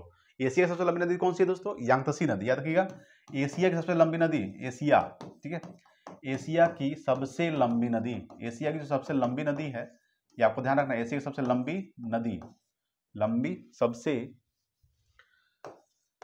लंबी नदी की बात करते हैं, लंबी नदी याद रखिए दोस्तों यांगत्से नदी दोस्तों, यांगत्से तसी नदी, ठीक है। यांग तसी नदी जो है ये मेन रूप से एशिया सबसे लंबी नदी, जिसकी लंबाई कितना है 6300 किलोमीटर है। कितना है 6300 किलोमीटर, ठीक है। ये आपको ध्यान रखना है। ये मेन रूप से ये यांग तसी नदी है, ये मेन रूप से दोस्तों चीन में बहती है। कहाँ बहती है? चीन में, ठीक है। ये आपको ध्यान रखना है दोस्तों। और अमेजन नदी दोस्तों आपको ध्यान रखना है, ये सबसे यानी आयतन के हिसाब से दोस्तों सबसे लंबी नदी याद रखिएगा, ये है दोस्तों आपका अमेजन नदी। यानी सबसे ज्यादा पानी जो है मेन रूप से अमेजन नदी में होता है, सबसे ज्यादा वाटर, ठीक है। चलिए अगला देखिएगा 25 नंबर सवाल देखिए। 25 आपका देखिए दोस्तों कि D2O का अधिकतम उपयोग होता है दोस्तों किसमें? याद रखिएगा परमाणु भट्टी में होता है, ठीक है। D2O का जो अधिकतम उपयोग होता है, D2O का ड्यूटेरियम ऑक्साइड, इसको क्या बोलते हैं? ड्यूटेरियम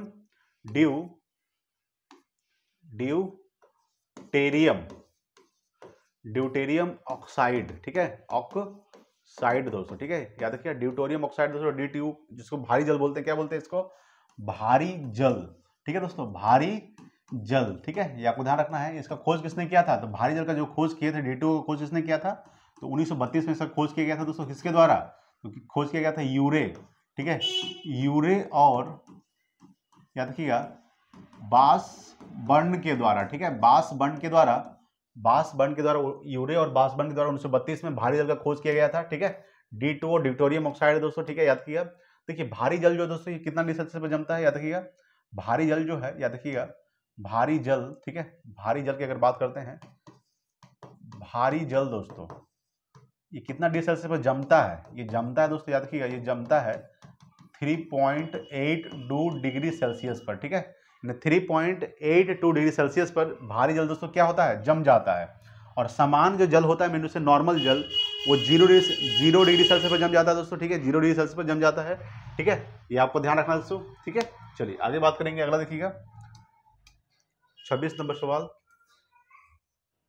देखिए दोस्तों। 26 आपके सामने है कि अर्जेंटीना के घास के मैदान को क्या कहा जाता है? तो दोस्तों पंपास कहा जाता है, याद रखिएगा। दक्षिण अफ्रीका घास के मैदान को दोस्तों वेल्ड कहा जाता है, ठीक है। याद रखिएगा वेल्ड, याद रखिएगा दक्षिण अफ्रीका, ठीक है। दक्षिण अफ्रीका के घास के मैदान को वेल्ड्स कहा जाता है, ठीक है। लानोस दोस्तों वेनेजुएला के घास के मैदान को लानोस कहा जाता है। वेनेजुएला, ठीक है। वेनेजुएला के घास मैदान को लानोस कहा जाता है। डाउन्स दोस्तों ऑस्ट्रेलिया के घास मैदान को डाउन्स कहा जाता है, ठीक है।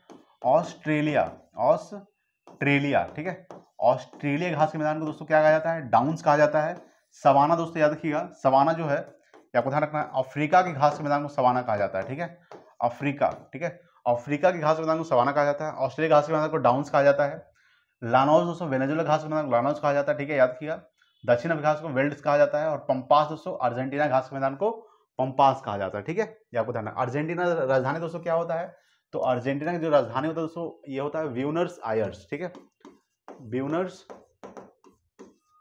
आयर्स, ठीक है। ब्यूनस आयर्स क्या है? ये अर्जेंटीना की राजधानी है ब्यूनस आयर्स, ठीक है। ये आपको ध्यान रखना है। दक्षिण अफ्रीका दोस्तों 3 राजधानी होता है, 3 राजधानी, केप टाउन, प्रेटोरिया, ब्लेमफाउंटेन, ठीक है। और सबका दोस्तों अलग अलग कार्य होता है। किसी में दोस्तों सरकारी काम होता है, किसी में मतलब अलग अलग टाइप का काम होता है, ठीक है। केप टाउन, प्रेटोरिया और ब्लेमफाउंटेन दक्षिण में। वेनेजुएला राजधानी दोस्तों क्या होता है? कराकस, याद रखिएगा कराकस, ठीक है। कराकस जो होता है, कराकस ये मेरे से वेनेजुएला की राजधानी होता है कराकस, ठीक है। ऑस्ट्रेलिया राजधानी दोस्तों क्या होता है? ये कैनबरा होता है। क्या होता है? कैनबरा, ठीक है। ये भी आपको ध्यान रखना है। चलिए अगला देखिएगा, देखिए 27 नंबर सवाल। 27 आपके सामने है कि पारिस्थितिकी तंत्र के 2 संगठक होते हैं दोस्तों। क्या होते हैं? जीव एवं अजीब होते हैं। देखिए पारिस्थितिकी तंत्र का खोज किसके द्वारा किया गया था? तो एजी टांसले के द्वारा 1935 में किया गया था, ठीक है। 1935 में एजी टांसले के द्वारा, एजी, ठीक है, एजी टांसले,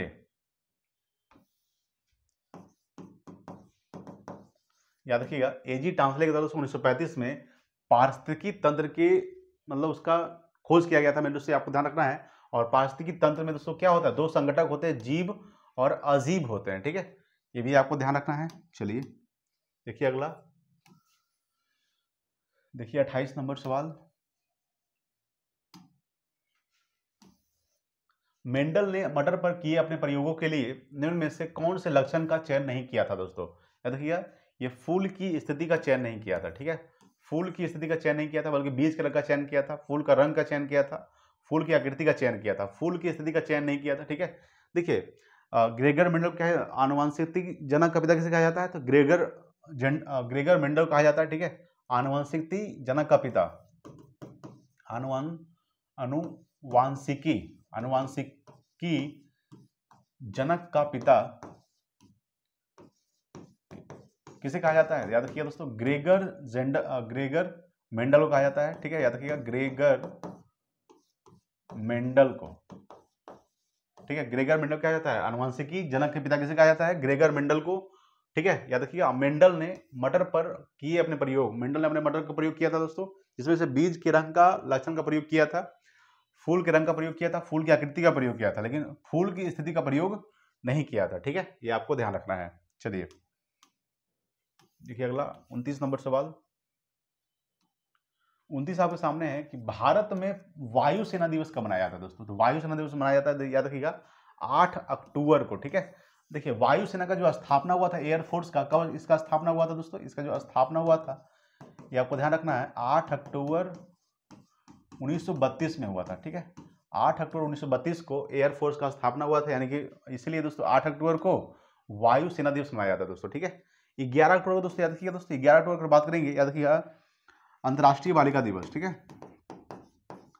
अंतर्राष्ट्रीय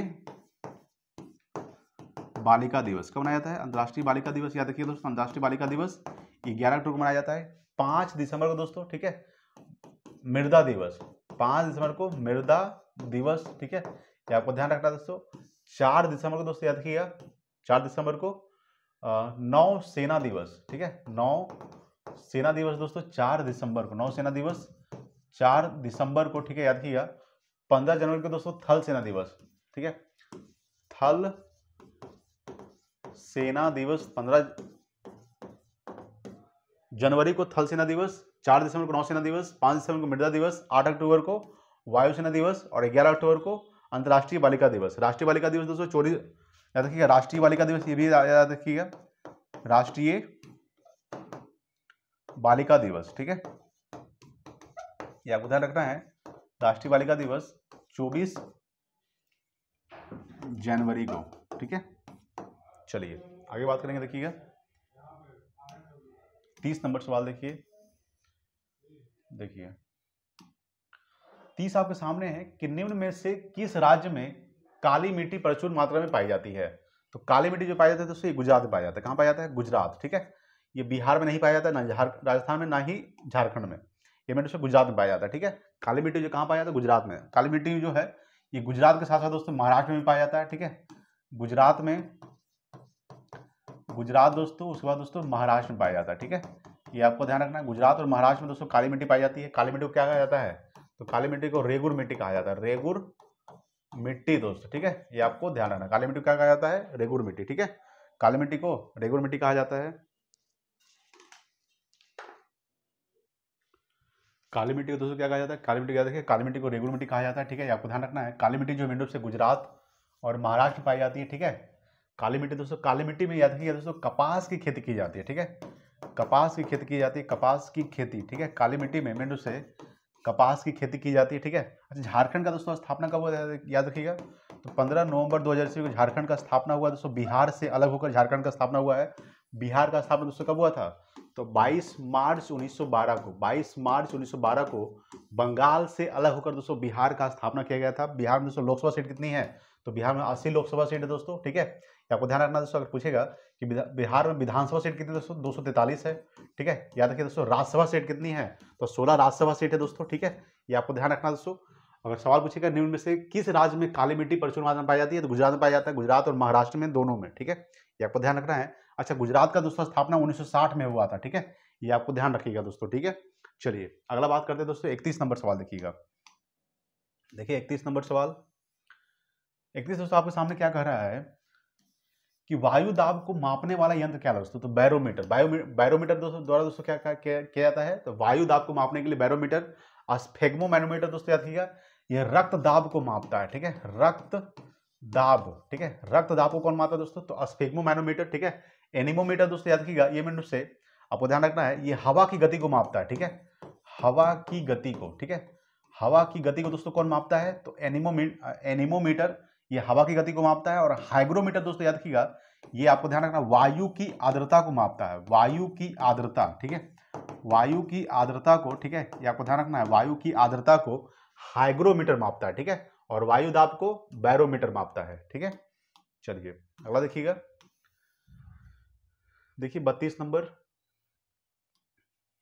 32 आपके सामने कि सत्य शोधक समाज को निम्नलिखित में से किसने शुरू किया था दोस्तों? सत्य शोधक समाज को किसने शुरू किया था? ज्योतिबा फुले ने, ठीक है। ज्योतिबा फुले दोस्तों सत्य शोधक समाज की स्थापना किए थे, कब किए थे? तो सत्य शोधक समाज का जो स्थापना हुआ था, ये आपको ध्यान रखना है, इसका स्थापना कब हुआ था दोस्तों? इसका स्थापना आपको 1873 में हुआ था। 1873 में सत्य शोधक समाज का स्थापना ज्योतिबा फुले किए थे। ज्योतिबा फुले की पुस्तक का नाम क्या है?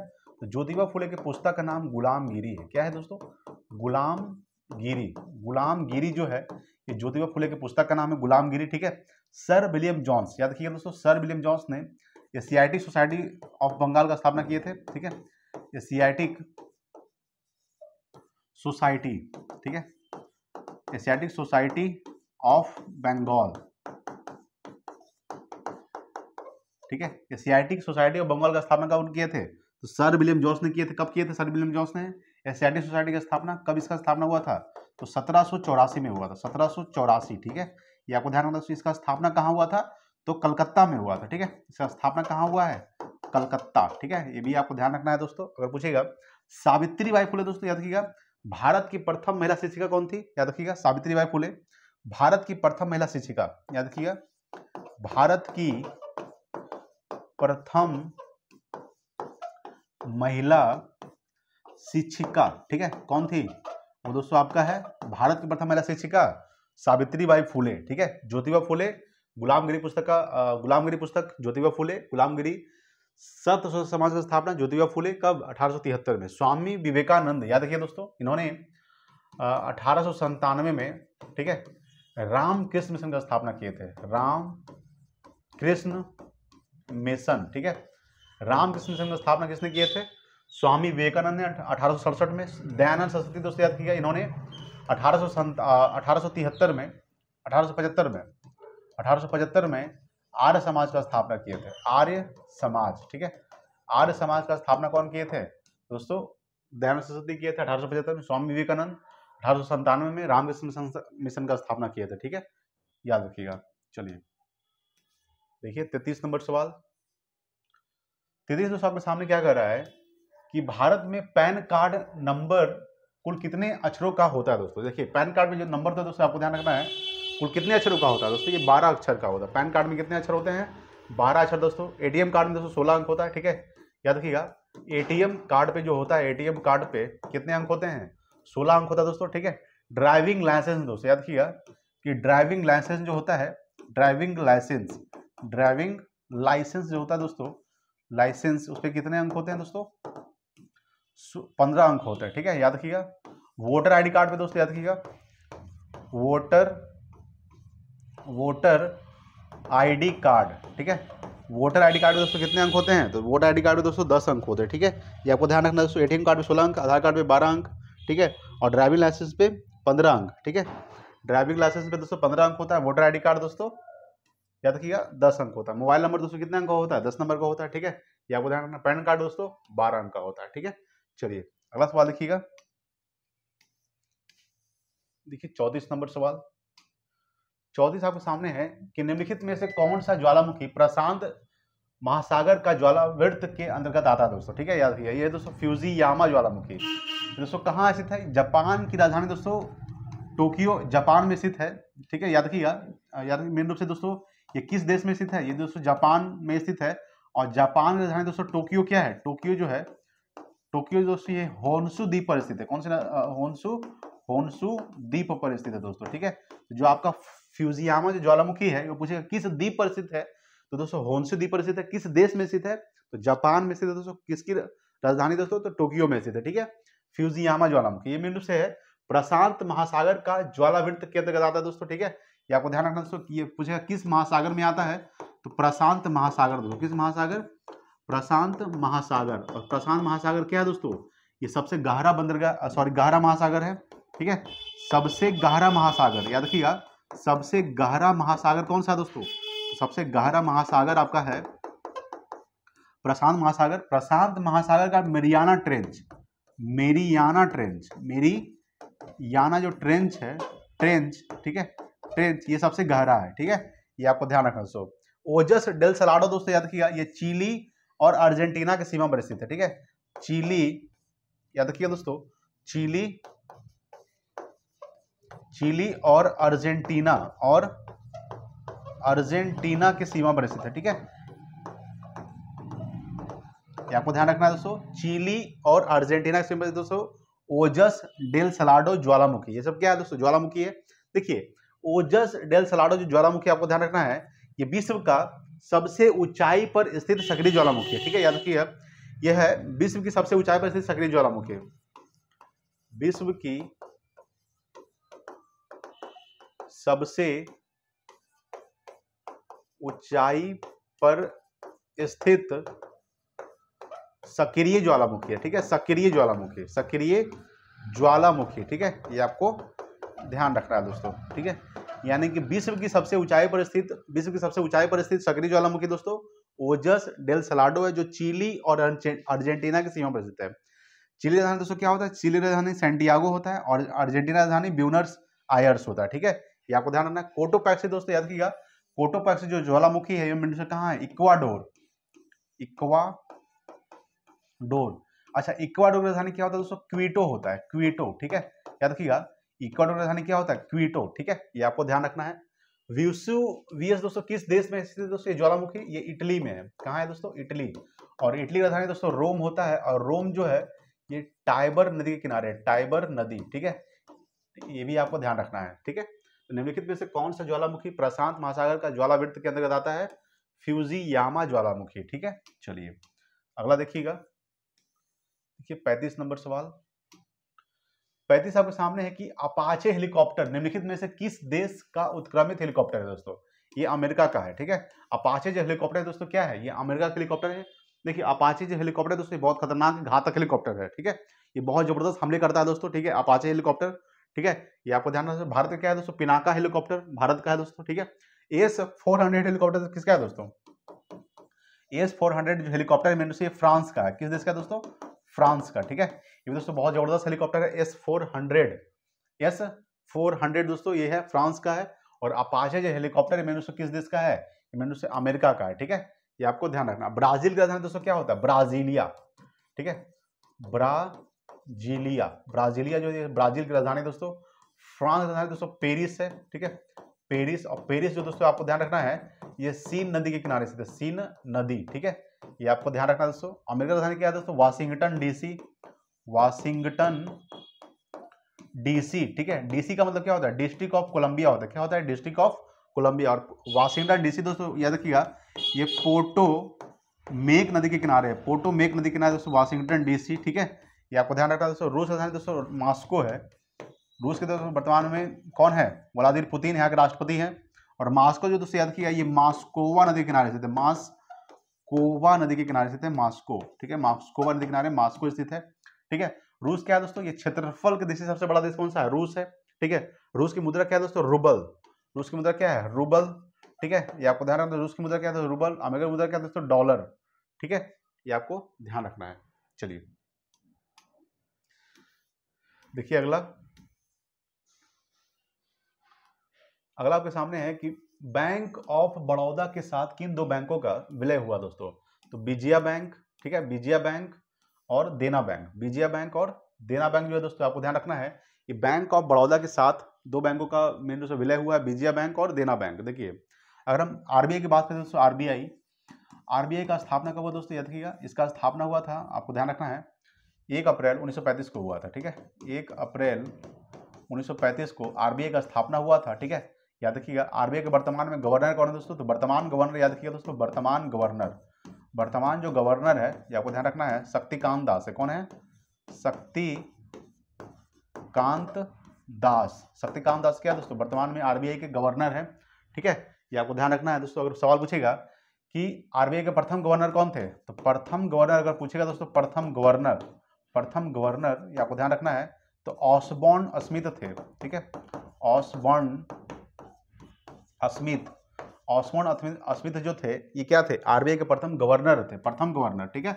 ऑसबॉर्न आरबीआई के प्रथम भारतीय गवर्नर कौन थे दोस्तों, प्रथम भारतीय गवर्नर, भारतीय गवर्नर अगर पूछेगा प्रथम भारतीय गवर्नर कौन थे, तो आरबीआई के प्रथम जो भारतीय गवर्नर थे वो सीडी देशमुख थे, ठीक है, सीडी देशमुख, देशमुख, ठीक है, ये आपको ध्यान रखना, सीडी देशमुख आरबीआई के प्रथम भारतीय गवर्नर, ठीक है।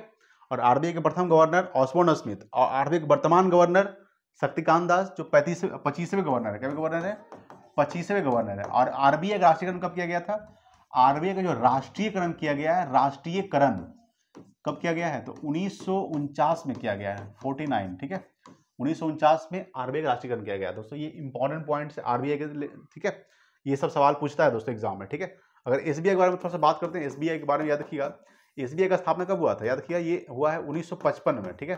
देखिए एसबीआई का जो पुराना नाम याद रखिएगा, इसका जो पुराना नाम है, पुराना नाम, ठीक है, आपको ध्यान रखना है, पुराना नाम इंपीरियल बैंक ऑफ इंडिया है, क्या है,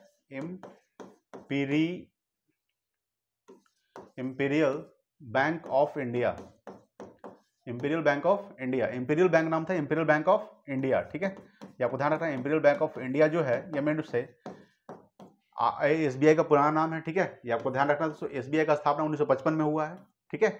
चलिए आगे बात करेंगे, 37 नंबर सवाल देखिएगा, 37 आपके सामने है कि अवंती की राजधानी क्या थी दोस्तों, याद रखिएगा अवंती की जो राजधानी दोस्तों ये उज्जैन है या फिर महेशमती, उज्जैन महेशमती क्या है दोस्तों, ये अवंती राजधानी है। चंपा दोस्तों किसकी राजधानी है, ये अंग की राजधानी दोस्तों चंपा है, ठीक है, याद रखिएगा अंग की राजधानी क्या है दोस्तों, चंपा। श्रावस्ती दोस्तों ये कौशल की राजधानी है, ठीक है, कौशल की राजधानी श्रावस्ती, ठीक है, ये आपको ध्यान रखना है दोस्तों। उसके बाद दोस्तों तक्षशिला की राजधानी क्या है दोस्तों, गंधार, गंधार दोस्तों, ठीक है। देखिए याद रखिए दोस्तों कि बौद्ध धर्म के अंगुत्तर निकाय से, ठीक है, याद रखिएगा बौद्ध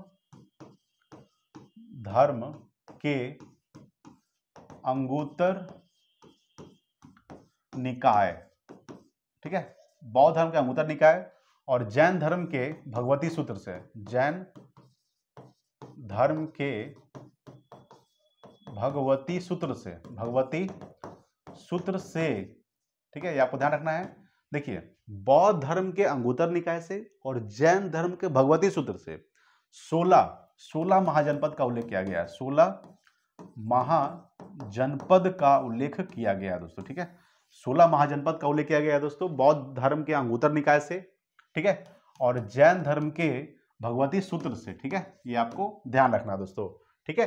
तो अवंती की राजधानी क्या है दोस्तों, ये उज्जैन महेशमती, ठीक है, याद रखिएगा। चलिए आगे बात करेंगे,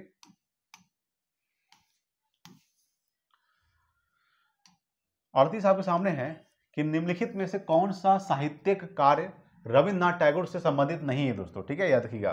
देखिए देवदास जो है ये मेन रूप से शरत चंद्र चट्टोपाध्याय, ठीक है, इसके द्वारा लिखा गया है, शरत चंद्र चट्टोपाध्याय, चट्टोपाध्याय, ठीक है, ये आपको ध्यान है, शरत चंद्र चट्टोपाध्याय दोस्तों देवदास लिखा गया, ठीक है, ये आपको ध्यान रखना है। और मेन रूप से क्राइसिस इन सिविलाइजेशन दोस्तों एक इनका है, ये रविन्द्रनाथ टैगोर का है। गीतांजलि दोस्तों क्या है, रविन्द्रनाथ टैगोर का।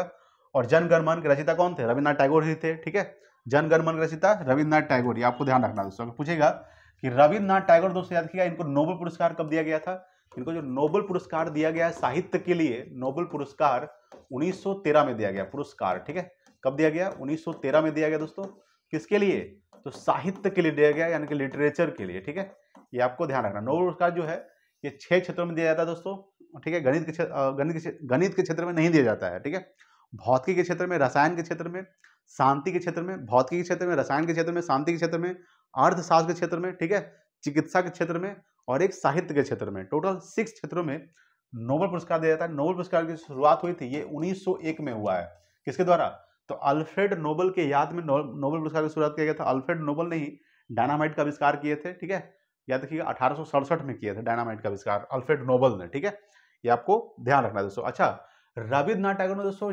जालियांवाला हत्याकांड से नाराज होकर, रविन्द्रनाथ टैगोर ने जालियांवाला हत्याकांड से नाराज होकर कौन सा उपाधि लौटा दिए थे, ये आपको ध्यान रखना है। तो सर की उपाधि लौटा दिए थे, सर की उपाधि लौटा दिए थे दोस्तों, ठीक है। कौन? तो रविन्द्रनाथ टैगोर जालियांवाला हत्याकांड से नाराज होकर, ठीक है, ये आपको ध्यान रखना है। चलिए आगे बात करेंगे। देखिए 39 नंबर सवाल, 39 आपके सामने है कि all India trade union Congress की स्थापना किसने किए थे दोस्तों? ये दोस्तों एनएम जोशी ने किए थे, 1920 में किए थे, ठीक है। इसका जो स्थापना हुआ था, all India trade union Congress की स्थापना कब हुआ था? ये 1920 में हुआ था, याद रखिएगा 1920 में, ठीक है। 1920 में all India trade union Congress का स्थापना किया गया था 1920 में, किसके द्वारा?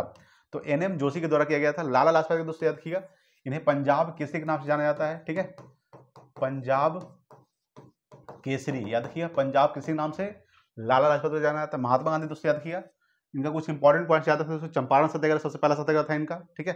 चंपारण सत्याग्रह दोस्तों कब हुआ था? चंपारण सत्याग्रह 1917 में हुआ था, सभी को पता होगा दोस्तों। चंपारण सत्याग्रह कब हुआ था? 1917 में, ठीक है, याद रखिएगा दोस्तों। चंपारण सत्याग्रह 1917 में। दांडी यात्रा दोस्तों कब शुरू हुआ था?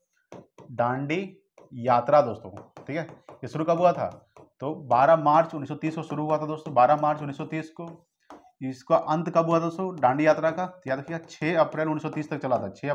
12 मार्च 1930 से लेकर दोस्तों, याद रखिएगा 12 मार्च 1930 से लेकर 6 अप्रैल 1930 तक चला था, 6 अप्रैल 1930 तक, यानी टोटल 24 दिन तक चला था यह यात्रा, दांडी यात्रा दोस्तों, ठीक है। किनके द्वारा? महात्मा गांधी के द्वारा दोस्तों, ठीक है, ये आपको ध्यान रखना दोस्तों।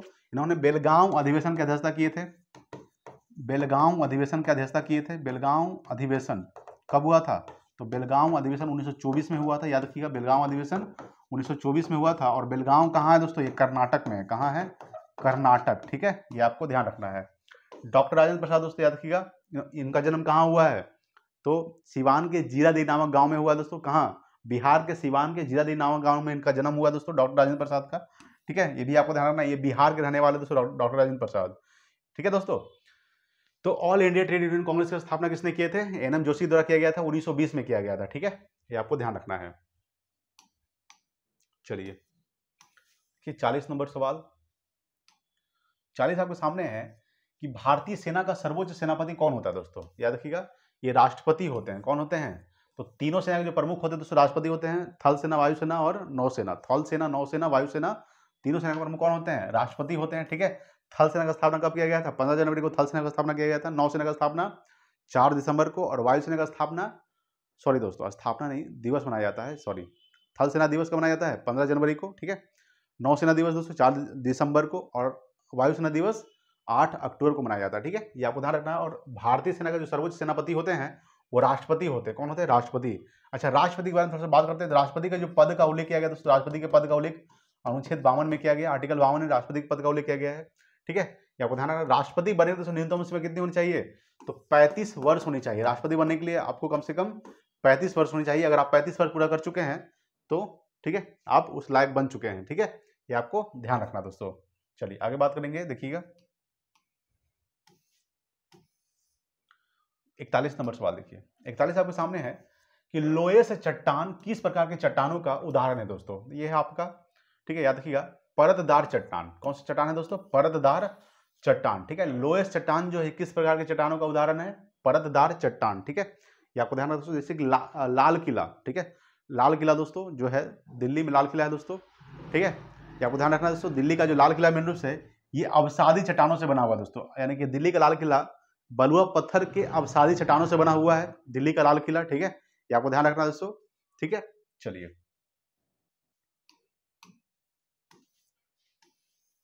अच्छा, जो पेट्रोलियम प्राप्त किया जाता है दोस्तों, पेट्रोलियम और मेन रूप से जो कोयला प्राप्त किया जाता है दोस्तों, वो परतदार चट्टान से ही प्राप्त किया जाता है, ठीक है, ये आपको ध्यान रखना दोस्तों। पेट्रोलियम जो प्राप्त किया जाता है वो परतदार चट्टान से भी प्राप्त किया जाता है दोस्तों, पेट्रोलियम। अगला देखिए 42 नंबर सवाल आपके सामने है।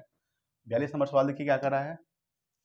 42 है कि वियतनामी कम्युनिस्ट पार्टी, ठीक है, की स्थापना 1930 में किसने किया था दोस्तों? ये हो ची मिन्ह ने किया था, ठीक है, हो ची मिन्ह, ठीक है, ये आपको ध्यान रखना है कि वियतनामी कम्युनिस्ट पार्टी की स्थापना 1930 में किसने किया था? हो ची मिन्ह ने किया था, ठीक है, ये आपको ध्यान रखना है। चलिए अगला देखिए दोस्तों, ठीक है, तो जो भी मैं सवाल करवा रहा हूँ दोस्तों सभी सवाल पूछे गए सवाल है, ठीक है, ये आपको ध्यान रखना है दोस्तों। अगला सवाल देखिएगा 43वां सवाल आपके सामने कि क्षारीय मृदा धातुओं में से कौन सा अधिकतम विद्युत धनी है दोस्तों? तो बेरियम, ठीक है, ये आपको ध्यान रखना है, क्या हो जाएगा? बेरियम, यानी कि ऑप्शन नंबर ए हो जाएगा दोस्तों। बेरियम जो है ये क्षारीय मृदा धातुओं में से, ठीक है, कौन सा अधिकतम विद्युत धनी है दोस्तों? तो बेरियम है, ठीक है। कैल्शियम दोस्तों क्या होता है? Ca दोस्तों कैल्शियम हो जाता है, इसका कॉन्सेंट्रेशन कितना होता है? 20 होता है। कैल्शियम का 20 होता है। मैग्नीशियम का दोस्तों क्या होता है? 12 होता है, ठीक है। क्या बोलते हैं? बेरियम दोस्तों क्या होता है? Hydrogen, helium, lithium, beryllium. Beryllium कितना होता है दोस्तों? हाइड्रोजन, हीलियम, लिथियम, बेरिलियम, यानी 4 होता है दोस्तों परमाणु संख्या, ठीक है। ये आपको ध्यान रखना है दोस्तों। तो क्षारीय मृदा धातुओं में से कौन सा अधिकतम विद्युत धनी है दोस्तों? बेरियम है, ठीक है। ये आपको ध्यान रखना है। देखिए 44 नंबर सवाल। 44 आपके सामने है कि निम्नलिखित में से कौन सी भारत की सबसे छोटी आर्द्र भूमि है दोस्तों? छोटी आर्द्र भूमि पूछा है तो रेणुका है। रेणुका दोस्तों कहाँ है? ये मेनू से हिमाचल प्रदेश में। कहाँ है? हिमाचल प्रदेश, ठीक है। ये आपको ध्यान रखना है दोस्तों, हिमाचल प्रदेश, ठीक है। ये आपको ध्यान रखना है कि निम्नलिखित में से कौन सी भारत की सबसे छोटी आर्द्र भूमि है? तो रेणुका है। ये आपको ध्यान रखना है। भारत की कृत्रिम सबसे छोटी कौन सी है दोस्तों? याद रखिएगा, ये हरिके बैराज है। भारत का कृत्रिम आर्द्र भूमि कौन है दोस्तों? हरिके बैराज दोस्तों, ठीक है। भारत का कृत्रिम आर्द्र भूमि, ठीक है। ये आपको ध्यान रखना दोस्तों, भारत का कृत्रिम आर्द्र भूमि दोस्तों क्या है? हरिके बैराज है, ठीक है। और भारत का सबसे बड़ा दोस्तों आर्द्र भूमि कौन सा है? याद रखिएगा कि भारत का सबसे बड़ा आर्द्र भूमि दोस्तों कौन सा है? वो आपका दोस्तों ये है सुंदरवन दोस्तों। कहाँ है ये? पश्चिम बंगाल, वेस्ट बंगाल, ठीक है। ये आपको ध्यान रखना दोस्तों। तो याद रखिए दोस्तों, निम्नलिखित में से कौन सी भारत की सबसे छोटी आर्द्र भूमि है? रेणुका दोस्तों। ये कहाँ है? आपका हिमाचल प्रदेश में है। और भारत का कृत्रिम आर्द्र भूमि दोस्तों कौन सा? हरिके बैराज है, ठीक है। और भारत का सबसे बड़ा आर्द्र भूमि कौन सा दोस्तों? वो आपका सुंदरवन दोस्तों। आर्द्र भूमि दिवस दोस्तों कब मनाया जाता है? याद रखिएगा, आर्द्र भूमि जो दिवस है, आर्द्र भूमि दिवस, ठीक है। याद रखिएगा 2 फरवरी को मनाया जाता है, ठीक है। आर्द्र भूमि जो दिवस है दोस्तों, आपको ध्यान रखना है, ये 2 फरवरी को आर्द्र भूमि दिवस मनाया जाता है दोस्तों, 2 फरवरी को। ये भी आपको ध्यान रखना है दोस्तों, ठीक है। चलिए आगे बात करेंगे। देखिएगा अगला 45 नंबर सवाल। देखिए 45 आपके सामने है कि निम्नलिखित में से भारत किस देश के साथ सबसे लंबी अंतर्राष्ट्रीय सीमा से जुड़ा हुआ है दोस्तों? तो बांग्लादेश। यानी भारत जो है ये बांग्लादेश के साथ कितना किलोमीटर? तो 4096 किलोमीटर दोस्तों।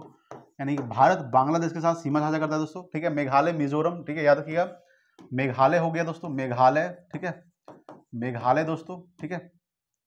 मणिपुर नहीं है दोस्तों, मेघालय, ठीक है। याद रखिएगा एक दोस्तों मिजोरम, मिजोरम दोस्तों, मिजोरम। उसके बाद दोस्तों याद रखिएगा वेस्ट बंगाल दोस्तों, ठीक है। दोस्तों असम हो जाएगा, ठीक है। असम दोस्तों। एक और कौन सा राज्य? त्रिपुरा, त्रिपुरा। यानी कि टोटल 5 राज्य, ठीक है। यानी टोटल भारत के 5 राज्य जो बांग्लादेश के साथ सीमा साझा करता है। सबसे ज्यादा कौन करता है दोस्तों? ये वेस्ट बंगाल करता है, ठीक है। ये आपको ध्यान रखना है कि वेस्ट बंगाल बांग्लादेश के साथ सबसे ज्यादा सीमा साझा करता है। बांग्लादेश की राजधानी क्या दोस्तों? ढाका होता है, ढाका इसकी राजधानी होता है। इसका जो मुद्रा होता है दोस्तों, मुद्रा बांग्लादेश का दोस्तों क्या होता है? टका होता है, टका, ठीक है। ये आपको ध्यान रखना है। बांग्लादेश का दोस्तों ढाका में ही किसका मुख्यालय है? तो बिम्सटेक का मुख्यालय, बिम्सटेक का मुख्यालय आपको ध्यान रखना है। बिम्सटेक का जो मुख्यालय है, बिम्सटेक का जो मुख्यालय है वो दोस्तों ढाका में ही है, ठीक है। ये आपको ध्यान रखना है दोस्तों। बांग्लादेश की मुद्रा क्या है? टका है, टका, ठीक है। याद रखिएगा। और बांग्लादेश के साथ 4096 किलोमीटर भारत सीमा साझा करता है, ठीक है। अफगानिस्तान के साथ दोस्तों कितना किलोमीटर साझा करता है? याद रखिएगा 106 किलोमीटर, ठीक है। ये आपको ध्यान रखना है। अच्छा, भारत के कितने राज्य पाकिस्तान के साथ सीमा साझा करता है? तो भारत के 3 राज्य कौन कौन सा दोस्तों? याद रखिएगा गुजरात, ठीक है। गुजरात दोस्तों पहला हो जाएगा। दूसरा दोस्तों राजस्थान हो जाएगा, राजस्थान दोस्तों, ठीक है। याद रखिएगा। और तीसरा जो हो जाएगा आपका वो दोस्तों पंजाब हो जाएगा, पंजाब, ठीक है। यानी भारत के 3 राज्य पाकिस्तान के साथ सीमा साझा करता है। और एक केंद्र शासित प्रदेश कौन सा? जम्मू कश्मीर। जम्मू कश्मीर दोस्तों किसके साथ? तो वो पाकिस्तान के साथ सीमा साझा करता है। एक केंद्र शासित प्रदेश जम्मू कश्मीर क्या है? केंद्र शासित प्रदेश है। वर्तमान में भारत में 28 राज्य है और 8 केंद्र शासित प्रदेश है, ठीक है। ये आपको ध्यान रखना दोस्तों। और पूछेगा दोस्तों कि भारत दोस्तों चीन के साथ भी सीमा साझा करता है, लेकिन सवाल पूछेगा कि भारत और चीन के बीच कौन सी रेखा है दोस्तों? भारत चीन के बीच में मैकमोहन रेखा, मैकमोहन रेखा, जिसका जो निर्धारण किया गया था 1914 में किया गया था। कब किया गया था? 1914 में मैकमोहन रेखा का निर्धारण किया गया था। भारत और चीन के बीच है। भारत और पाकिस्तान के बीच दोस्तों कौन सी रेखा है? तो भारत और पाकिस्तान के बीच दोस्तों याद रखिएगा मेन रूप से है वो रेड क्लिफ रेखा, रेड क्लिफ रेखा, ठीक है। ये आपको ध्यान रखना है। पाकिस्तान का राजधानी दोस्तों क्या है? इस्लामाबाद। अफगानिस्तान का राजधानी दोस्तों काबुल है। चीन का राजधानी दोस्तों क्या है? बीजिंग। ठीक है, ये आपको ध्यान रखना है दोस्तों। चलिए आगे बात करेंगे। देखिए देखिए दोस्तों 46 नंबर सवाल देखिएगा। 46 आपके सामने है कि पादप में जाइलम, ठीक है, पादप में जाइलम उत्तरदायी है दोस्तों, याद रखिएगा। तो जल के वहन के लिए दोस्तों पादप में जाइलम उत्तरदायी है। ठीक है, ये आपको ध्यान रखना है। चलिए आगे बात करेंगे। देखिए अगला 47 नंबर सवाल देखिएगा। अगला सवाल क्या है दोस्तों कि अगला सवाल आपका 47 नंबर सवाल है कि निम्न में से स्वतंत्र अवध रियासत का संस्थापक कौन था दोस्तों? याद रखिएगा, ये सआदत खान है दोस्तों। कौन है? सआदत खान। ठीक है, यानी स्वतंत्र अवध रियासत का संस्थापक कौन था? सआदत खान था। ठीक है, ये आपको ध्यान रखना है। अगला सवाल देखिए 48 नंबर सवाल। 48 आपके सामने है कि सिंधु सभ्यता का प्राचीनतम बंदरगाह कौन सा है दोस्तों? याद रखिएगा, प्राचीनतम जो बंदरगाह दोस्तों लोथल है। लोथल क्या है? ये प्राचीनतम बंदरगाह। इसका खोज दोस्तों किसने किया था? खोज किया था, आपको ध्यान रखना है। इसका जो खोज किए थे रंगनाथ राव ने किए थे। इसका खोज कौन किए थे? तो रंगनाथ राव। ठीक है, रंगनाथ राव ने किसका खोज किए थे? लोथल खोज किए। लोथल दोस्तों किस नदी किनारे है? तो लोथल जो आपको ध्यान रखना है ये भोगवा नदी किनारे, भोगवा नदी किनारे दोस्तों लोथल। ठीक है दोस्तों, यहाँ से याद रखिएगा गोदीवाड़ा का साक्ष्य कहाँ से मिला है? तो गोदीवाड़ा का जो साक्ष्य मिला है ये आपको ध्यान रखना है लोथल से प्राप्त हुआ दोस्तों, गोदीवाड़ा का साक्ष्य। ठीक है, ये आपको ध्यान रखना, लोथल से ही गोदीवाड़ा का साक्ष्य प्राप्त हुआ दोस्तों। अगर पूछेगा कि लोथल क्या है दोस्तों? लोथल बंदरगाह है। ठीक है, ये आपको ध्यान रखना है। अच्छा, मनके बनाने का कारखाना दोस्तों कहाँ से मिला है? मनके बनाने का कारखाना, मनके बनाने का कारखाना। ठीक है, मनके बनाने का जो कारखाना प्राप्त हुआ है दोस्तों, कहाँ से प्राप्त हुआ है? मनके बनाने का कारखाना। ठीक है, ये कहाँ से प्राप्त हुआ दोस्तों? तो ये आपका लोथल से ही प्राप्त हुआ है। मोहनजोदड़ो दोस्तों कहाँ है? याद रखिएगा, मोहनजोदड़ो आपको ध्यान रखना है। लोथल कहाँ है दोस्तों? लोथल आपका गुजरात में है। ठीक है, लोथल कहाँ है दोस्तों? ये गुजरात में है। ठीक है, ये आपको ध्यान रखना, लोथल कहाँ है? गुजरात में। ठीक है, ये आपको ध्यान रखना। धौला बनावली दोस्तों कहाँ है? बनावली दोस्तों हरियाणा में। बनावली कहाँ है? हरियाणा। ठीक है, ये आपको ध्यान रखना, बनावली कहाँ है दोस्तों? हरियाणा में है। और धौलावीरा दोस्तों कहाँ है? ये गुजरात में। धौलावीरा कहाँ है दोस्तों? गुजरात। ठीक है, गुजरात में धौलावीरा है दोस्तों। ठीक है, ये आपको ध्यान रखना है दोस्तों। लोथल कहाँ है दोस्तों? ये भी गुजरात में है, लोथल। ठीक है, मोहनजोदड़ो से दोस्तों, मोहनजोदड़ो क्या कहा जाता है? तो मोहनजोदड़ो को मृतकों का टीला कहा जाता है, मृतकों का टीला। ठीक है, याद रखिएगा कि मृतकों का टीला कैसे कहा जाता है? मोहनजोदड़ो को मृतकों का टीला कहा जाता है, याद रखिएगा। मोहनजोदड़ो से क्या प्राप्त हुआ है दोस्तों? तो सबसे बड़ा स्नानागार प्राप्त हुआ, सबसे बड़ा स्नानागार, यानी स्नान करने वाला जो घर जो प्राप्त हुआ है दोस्तों, कहाँ से हुआ है? ये मोहनजोदड़ो से ही हुआ है। ठीक है, ये मोहनजोदड़ो कहाँ स्थित है दोस्तों? ये कहाँ है? ये मेन रूप से आपका है पाकिस्तान के सिंध प्रांत के लरकना जिले में स्थित है। सिंध प्रांत के लरकना जिले में स्थित है, लरकना जिले में स्थित है। ठीक है, ये आपको ध्यान रखना दोस्तों। ठीक है, ठीक है, सिंधु घाटी सभ्यता दोस्तों कैसी सभ्यता है? ये कांस्य युगीन सभ्यता दोस्तों, कांस्य। ठीक है, कांस्य युगीन सभ्यता। ठीक है, कांस्य युगीन सभ्यता है, ये आपको ध्यान रखना है। सिंधु घाटी सभ्यता कैसी सभ्यता है? तो कांस्य युगीन सभ्यता है। ठीक है, ये आपको ध्यान रखना है। सिंधु घाटी सभ्यता का जो काल जो माना जाता है, याद रखिएगा, ये 2500 ईसा पूर्व से लेकर दोस्तों 1750 ईसा पूर्व तक इसका काल माना जाता है। ठीक है, 2500 ईसा पूर्व से लेकर 1750 ईसा पूर्व तक सिंधु घाटी सभ्यता काल माना जाता है दोस्तों। ठीक है, ये आपको ध्यान रखना दोस्तों। सिंधु घाटी जो सभ्यता में रूप से है वो किस नदी किनारे बसा हुआ था? तो सिंधु नदी किनारे बसा हुआ था, सिंधु नदी दोस्तों। ठीक है, सिंधु नदी की लंबाई कितनी है दोस्तों? आप लोग कमेंट बॉक्स में बताइएगा कि सिंधु नदी की लंबाई कितनी है। ठीक है, कमेंट बॉक्स में बताइए, मैं चेक करूंगा दोस्तों कौन कौन आंसर दिए हैं।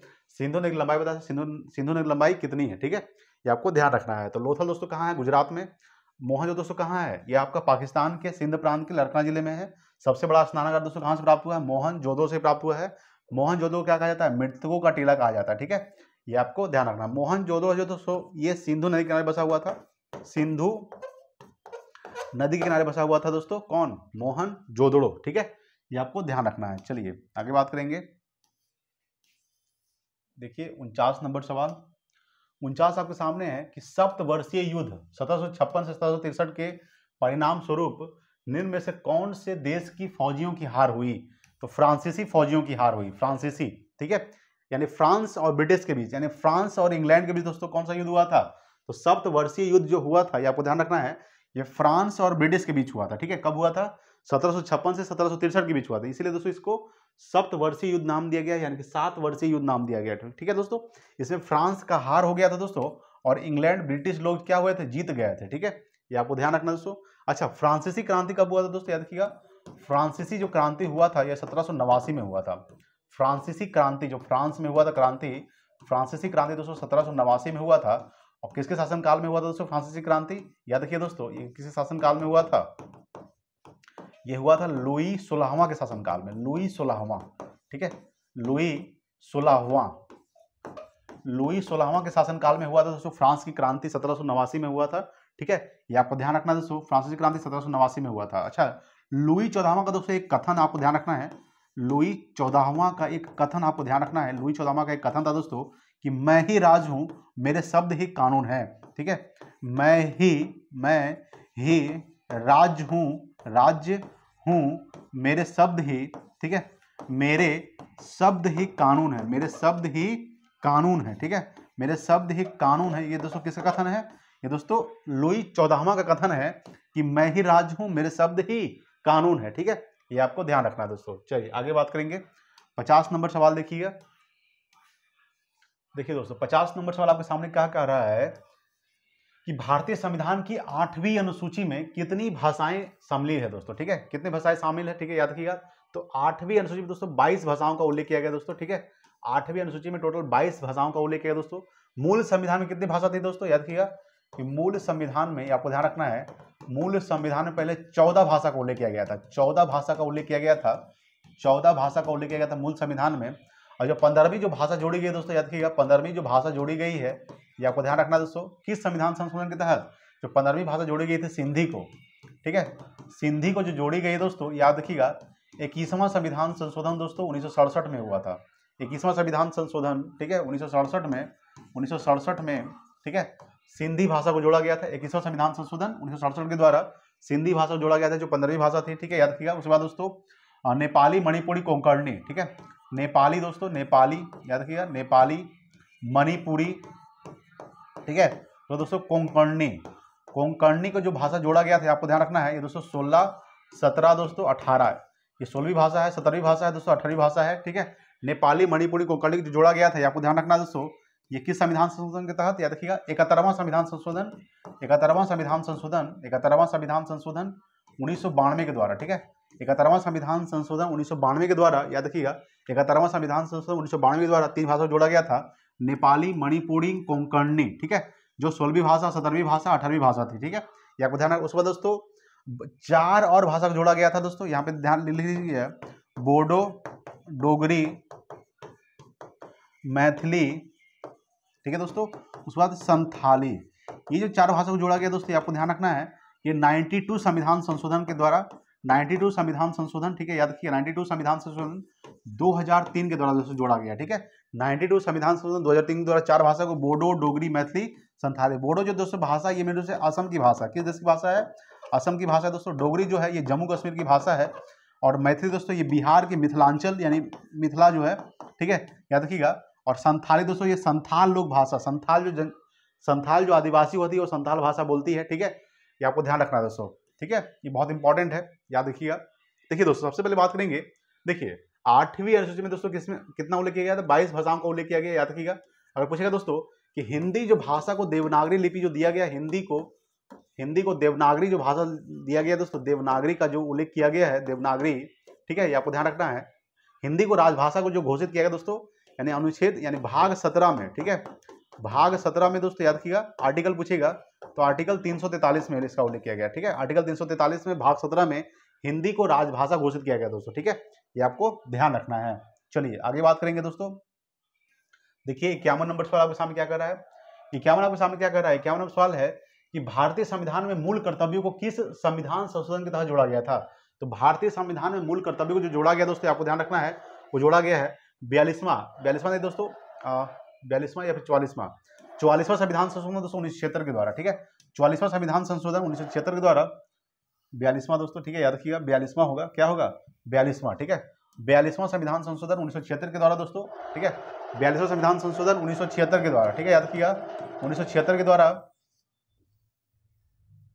42वां संविधान संशोधन 1976 के द्वारा दोस्तों भाषा यानी कि मूल कर्तव्य जोड़ा गया है। मूल कर्तव्य दोस्तों इसका उल्लेख जो याद रखिएगा भाग 4A में किया गया है, भाग 4A में इसका उल्लेख किया गया है। अनुच्छेद पूछेगा दोस्तों, अनुच्छेद कितना से कितना तक? तो आर्टिकल अगर पूछेगा अनुच्छेद, ठीक है। अनुच्छेद 51A में इसका उल्लेख किया गया दोस्तों, अनुच्छेद 51A में इसका उल्लेख किया गया है। किसका? मूल कर्तव्य का। मूल कर्तव्य को दोस्तों कहां से लिया गया? तो मूल कर्तव्य को अमेरिका के संविधान से लिया गया। कहां से लिया गया है? तो जो रूस के संविधान से, सॉरी, मूल कर्तव्य को कहां से लिया गया है? मूल कर्तव्य को रूस के संविधान से लिया गया है। मौलिक अधिकार को अमेरिका के संविधान से लिया गया, ठीक है। मौलिक अधिकार को अमेरिका के संविधान से, मूल कर्तव्य को रूस के संविधान से लिया गया, ठीक है। याद रखिएगा, मूल कर्तव्य का उल्लेख भाग 4A में किया गया है, अनुच्छेद 51A में किया गया, ठीक है दोस्तों। सवाल पूछेगा कि भारतीय संविधान में मूल कर्तव्यों को किस संविधान संशोधन के तहत, तो 42वां संविधान संशोधन 1976 के द्वारा मूल कर्तव्य को जोड़ा गया था, ठीक है। 44वां संविधान संशोधन दोस्तों याद रखिएगा, इसके द्वारा दोस्तों संपत्ति के अधिकार को हटाकर, ठीक है, यानी संपत्ति के अधिकार को हटाकर, संपत्ति के अधिकार को मूल अधिकार से हटाकर, ठीक है, संपत्ति के अधिकार को मूल अधिकार से हटाकर, ठीक है, याद रखिएगा, मूल अधिकार से हटाकर, ठीक है, ये आपको ध्यान रखना है, हटाकर कहाँ रख दिया गया? तो अनुच्छेद, याद रखिएगा, अनुच्छेद 300 में डाल दिया गया, अनुच्छेद 300 में रख दिया गया, ठीक है, रख दिया गया, ठीक है। ये आपको ध्यान रखना दोस्तों। यहाँ पर आप समझिएगा कि संपत्ति के अधिकार को मूल अधिकार से हटाकर दोस्तों अनुच्छेद 300 में डाल दिया गया है। किस संविधान संशोधन के तहत? तो 44वां संविधान संशोधन। ये कब हुआ था? ये 1978 में हुआ था, 1978, ठीक है। अच्छा, 61वां संविधान संशोधन क्या हुआ दोस्तों? तो याद रखिएगा, 61वां संविधान संशोधन 1989 के द्वारा, ठीक है। याद रखिएगा, इसमें दोस्तों 21 वर्ष से घटाकर, ठीक है, वोट डालने की जो आयु है, ये आपको ध्यान रखना है, ठीक है। देखिए, वोट डालने की जो आयु है, ठीक है, ये आपको ध्यान रखना है, वोट डालने की आयु 21 वर्ष से घटाकर दोस्तों, 21 वर्ष से घटाकर, ठीक है, याद रखिएगा, घटाकर कितना कर दिया गया? 18 वर्ष कर दिया गया, 18 वर्ष कर दिया गया दोस्तों, ठीक है। ये आपको ध्यान रखना दोस्तों, 21 वर्ष से घटाकर 18 वर्ष कर दिया गया दोस्तों, ठीक है। किस संविधान संशोधन के तहत? तो 61वां संविधान संशोधन के द्वारा, ठीक है दोस्तों। वोट डालने की जो आयु है 21 वर्ष से घटाकर 18 वर्ष कर दिया गया, ठीक है। ये भी आपको ध्यान रखना दोस्तों। अगर पूछेगा कि 61वां संविधान संशोधन कब हुआ था? ये 1989 में हुआ। कब हुआ है? 1989 में। अच्छा, 52वां संविधान संशोधन दोस्तों याद किया, इसका दोस्तों दल बदल कानून, ठीक है, दल बदल कानून का जो मेनू से उल्लेख किया गया था, यह जो जोड़ा गया था दल बदल कानून, 52वां संविधान संशोधन 1985 के द्वारा, ठीक है, 1985 में हुआ था, ठीक है। कब हुआ था? 1985, ठीक है। ये आपको ध्यान रखना है। 52वां संविधान संशोधन 1985 में हुआ था, 42वां संविधान संशोधन 1976 में हुआ था, 44वां संविधान संशोधन 1978 में हुआ था, और 61वां संविधान संशोधन 1989 में हुआ, ठीक है। ये आपको ध्यान रखना है। चलिए आगे बात करेंगे। देखिए दोस्तों, 52 नंबर सवाल आपके सामने है। 52 आपके सामने है कि पहले इलेक्ट्रॉनिक वोटिंग मशीन किसने डिजाइन किया था दोस्तों, ठीक है। ये किया था दोस्तों MV हनीफा ने किया था, ठीक है। सबसे पहले दोस्तों इलेक्ट्रॉनिक ईवीएम का जो प्रयोग किया गया दोस्तों, कहाँ किया गया है? सबसे पहले दोस्तों ईवीएम का जो प्रयोग किया गया है, ठीक है, ईवीएम का केरल में दोस्तों किया गया। कहाँ किया गया है? केरल में, ठीक है। उसके बाद दोस्तों गोवा में पूरा एक बार चुनाव किया गया था, गोवा में दोस्तों किया गया। गोवा में पूरा जो चुनाव एक बार हुआ था, तो पूरा ईवीएम के द्वारा ही चुनाव हुआ था गोवा में सबसे पहले, ठीक है। ये आपको ध्यान रखना है। और सबसे पहले दोस्तों ईवीएम का जो प्रयोग किया गया दोस्तों इलेक्ट्रॉनिक वोटिंग मशीन, इसका फुल फॉर्म क्या होता है? इलेक्ट्रॉनिक वोटिंग मशीन होता है। सबसे पहले केरल में किया गया, ठीक है। तो पहले इलेक्ट्रॉनिक वोटिंग मशीन किसने डिजाइन किया था दोस्तों? MV हनीफा ने किया, ठीक है। ये आपको ध्यान रखना दोस्तों। चलिए आगे बात करेंगे। देखिए 53 नंबर सवाल, सैंटियागो है दोस्तों, क्या है ये? सैंटियागो क्या है? ये चिली की राजधानी दोस्तों, सैंटियागो, ठीक है। सैंटियागो क्या है? ये चिली की राजधानी है। पेरू की राजधानी दोस्तों क्या है? तो पेरू की राजधानी दोस्तों लीमा है, लीमा, ठीक है, याद रखिएगा। गुआना की राजधानी क्या है दोस्तों? याद रखिएगा, गुआना की राजधानी आपको ध्यान रखना है, गुआना की राजधानी दोस्तों याद रखिएगा, गुआना राजधानी, एक बार दोस्तों ब्रुनेई की बात करते हैं। ब्रुनेई की राजधानी क्या हो जाएगा? बंदर सेरी बागवान, याद रखिएगा, बंदर सेरी बागवान। आप लोग बताइए दोस्तों गुआना की राजधानी क्या होता है? गुआना की राजधानी, ठीक है, आप लोग कमेंट बॉक्स में बताइए गुआना की राजधानी क्या होता है? बंदर सेरी बागवान, ठीक है। बंदर सेरी जो बागवान है किस राजधानी है? गुआना की राजधानी है। सॉरी, ब्रुनेई की राजधानी क्या है? बंदर सेरी बागवान। गुआना की राजधानी दोस्तों आप लोग कमेंट बताइएगा, ठीक है। चलिए आगे बात करते हैं। अगला सवाल देखिएगा। देखिए दोस्तों 54 नंबर सवाल, 54 आपके सामने है। देखिए 54 आपके सामने है कि किस आंग्ल मैसूर युद्ध में अंग्रेजी फौज ने टीपू सुल्तान को मारा था दोस्तों, यानी कि चतुर्थ आंग्ल मैसूर युद्ध। चतुर्थ आंग्ल जो मैसूर युद्ध हुआ था, आपको ध्यान रखना है, चतुर्थ आंग्ल जो मैसूर युद्ध हुआ था वो 1798 में हुआ था। 1798 से 1799 के बीच दोस्तों क्या हुआ था, तो चतुर्थ आंग्ल मैसूर युद्ध हुआ था। और चतुर्थ आंग्ल मैसूर युद्ध में ही टीपू सुल्तान को दोस्तों मार दिया गया था। ठीक है, ये आपको ध्यान रखना दोस्तों। अच्छा, पहला आंग्ल मैसूर युद्ध कब हुआ दोस्तों, तो प्रथम जो हुआ था ये 1700, याद रखिए दोस्तों, 1767 से 1767 के बीच हुआ था। याद रखिए दोस्तों, 1767 से 1769 के बीच हुआ था, आपको ध्यान रखना है, 1767 से 1769 के बीच। दूसरा दोस्तों कब हुआ था, दूसरा जो आपको ध्यान रखना, दूसरा जो आंग्ल मैसूर युद्ध हुआ था 1700, ठीक है, 1780 से 1784 के बीच हुआ था। ठीक है, ये आपको ध्यान रखना दोस्तों। और दूसरे आंग्ल मैसूर युद्ध में ही, ठीक है, दूसरे आंग्ल मैसूर युद्ध में ही टीपू सुल्तान के पिता क्या नाम है, हैदर अली। ठीक है, हैदर अली, हैदर अली, यानी टीपू सुल्तान के पिता का नाम दोस्तों हैदर अली है। और हैदर अली का जो मृत्यु हो गया था, हैदर अली का मृत्यु, ठीक है, ये आपको ध्यान रखना है, वो दूसरे आंग्ल मैसूर युद्ध में हो गया था। ठीक है, दूसरे आंग्ल मैसूर युद्ध में दोस्तों क्या हो गया था, तो दूसरे आंग्ल मैसूर युद्ध में, ठीक है, ये आपको ध्यान रखना है, दूसरे आंग्ल मैसूर युद्ध में क्या हो गया था, दूसरे आंग्ल मैसूर युद्ध में हैदर अली, ठीक है, हैदर नहीं, हैदर अली, ठीक है, आपको ध्यान रखना है कि हैदर अली का मृत्यु हो गया था दूसरे आंग्ल मैसूर युद्ध में। और दूसरे आंग्ल मैसूर युद्ध 1780 से 1784 के बीच हुआ था। ठीक है, तीसरा जो आंग्ल मैसूर युद्ध हुआ था, आपको ध्यान रखना है दोस्तों, तीसरा जो आंग्ल मैसूर हुआ था, ठीक है, 1790 से 1792 के बीच हुआ था, आपको ध्यान रखना है, 1790 से 1792 के बीच तीसरा आंग्ल मैसूर युद्ध हुआ था। ठीक है, तो किस आंग्ल मैसूर युद्ध में अंग्रेजी फौज ने टीपू सुल्तान को मारा था, चतुर्थ आंग्ल मैसूर युद्ध में। सवाल पूछेगा कि किस आंग्ल मैसूर युद्ध में टीपू सुल्तान के पिता का हत्या हुआ था, तो दूसरे आंग्ल मैसूर युद्ध में। ठीक है, कब हुआ था, 1780 से 1784 के बीच हुआ था।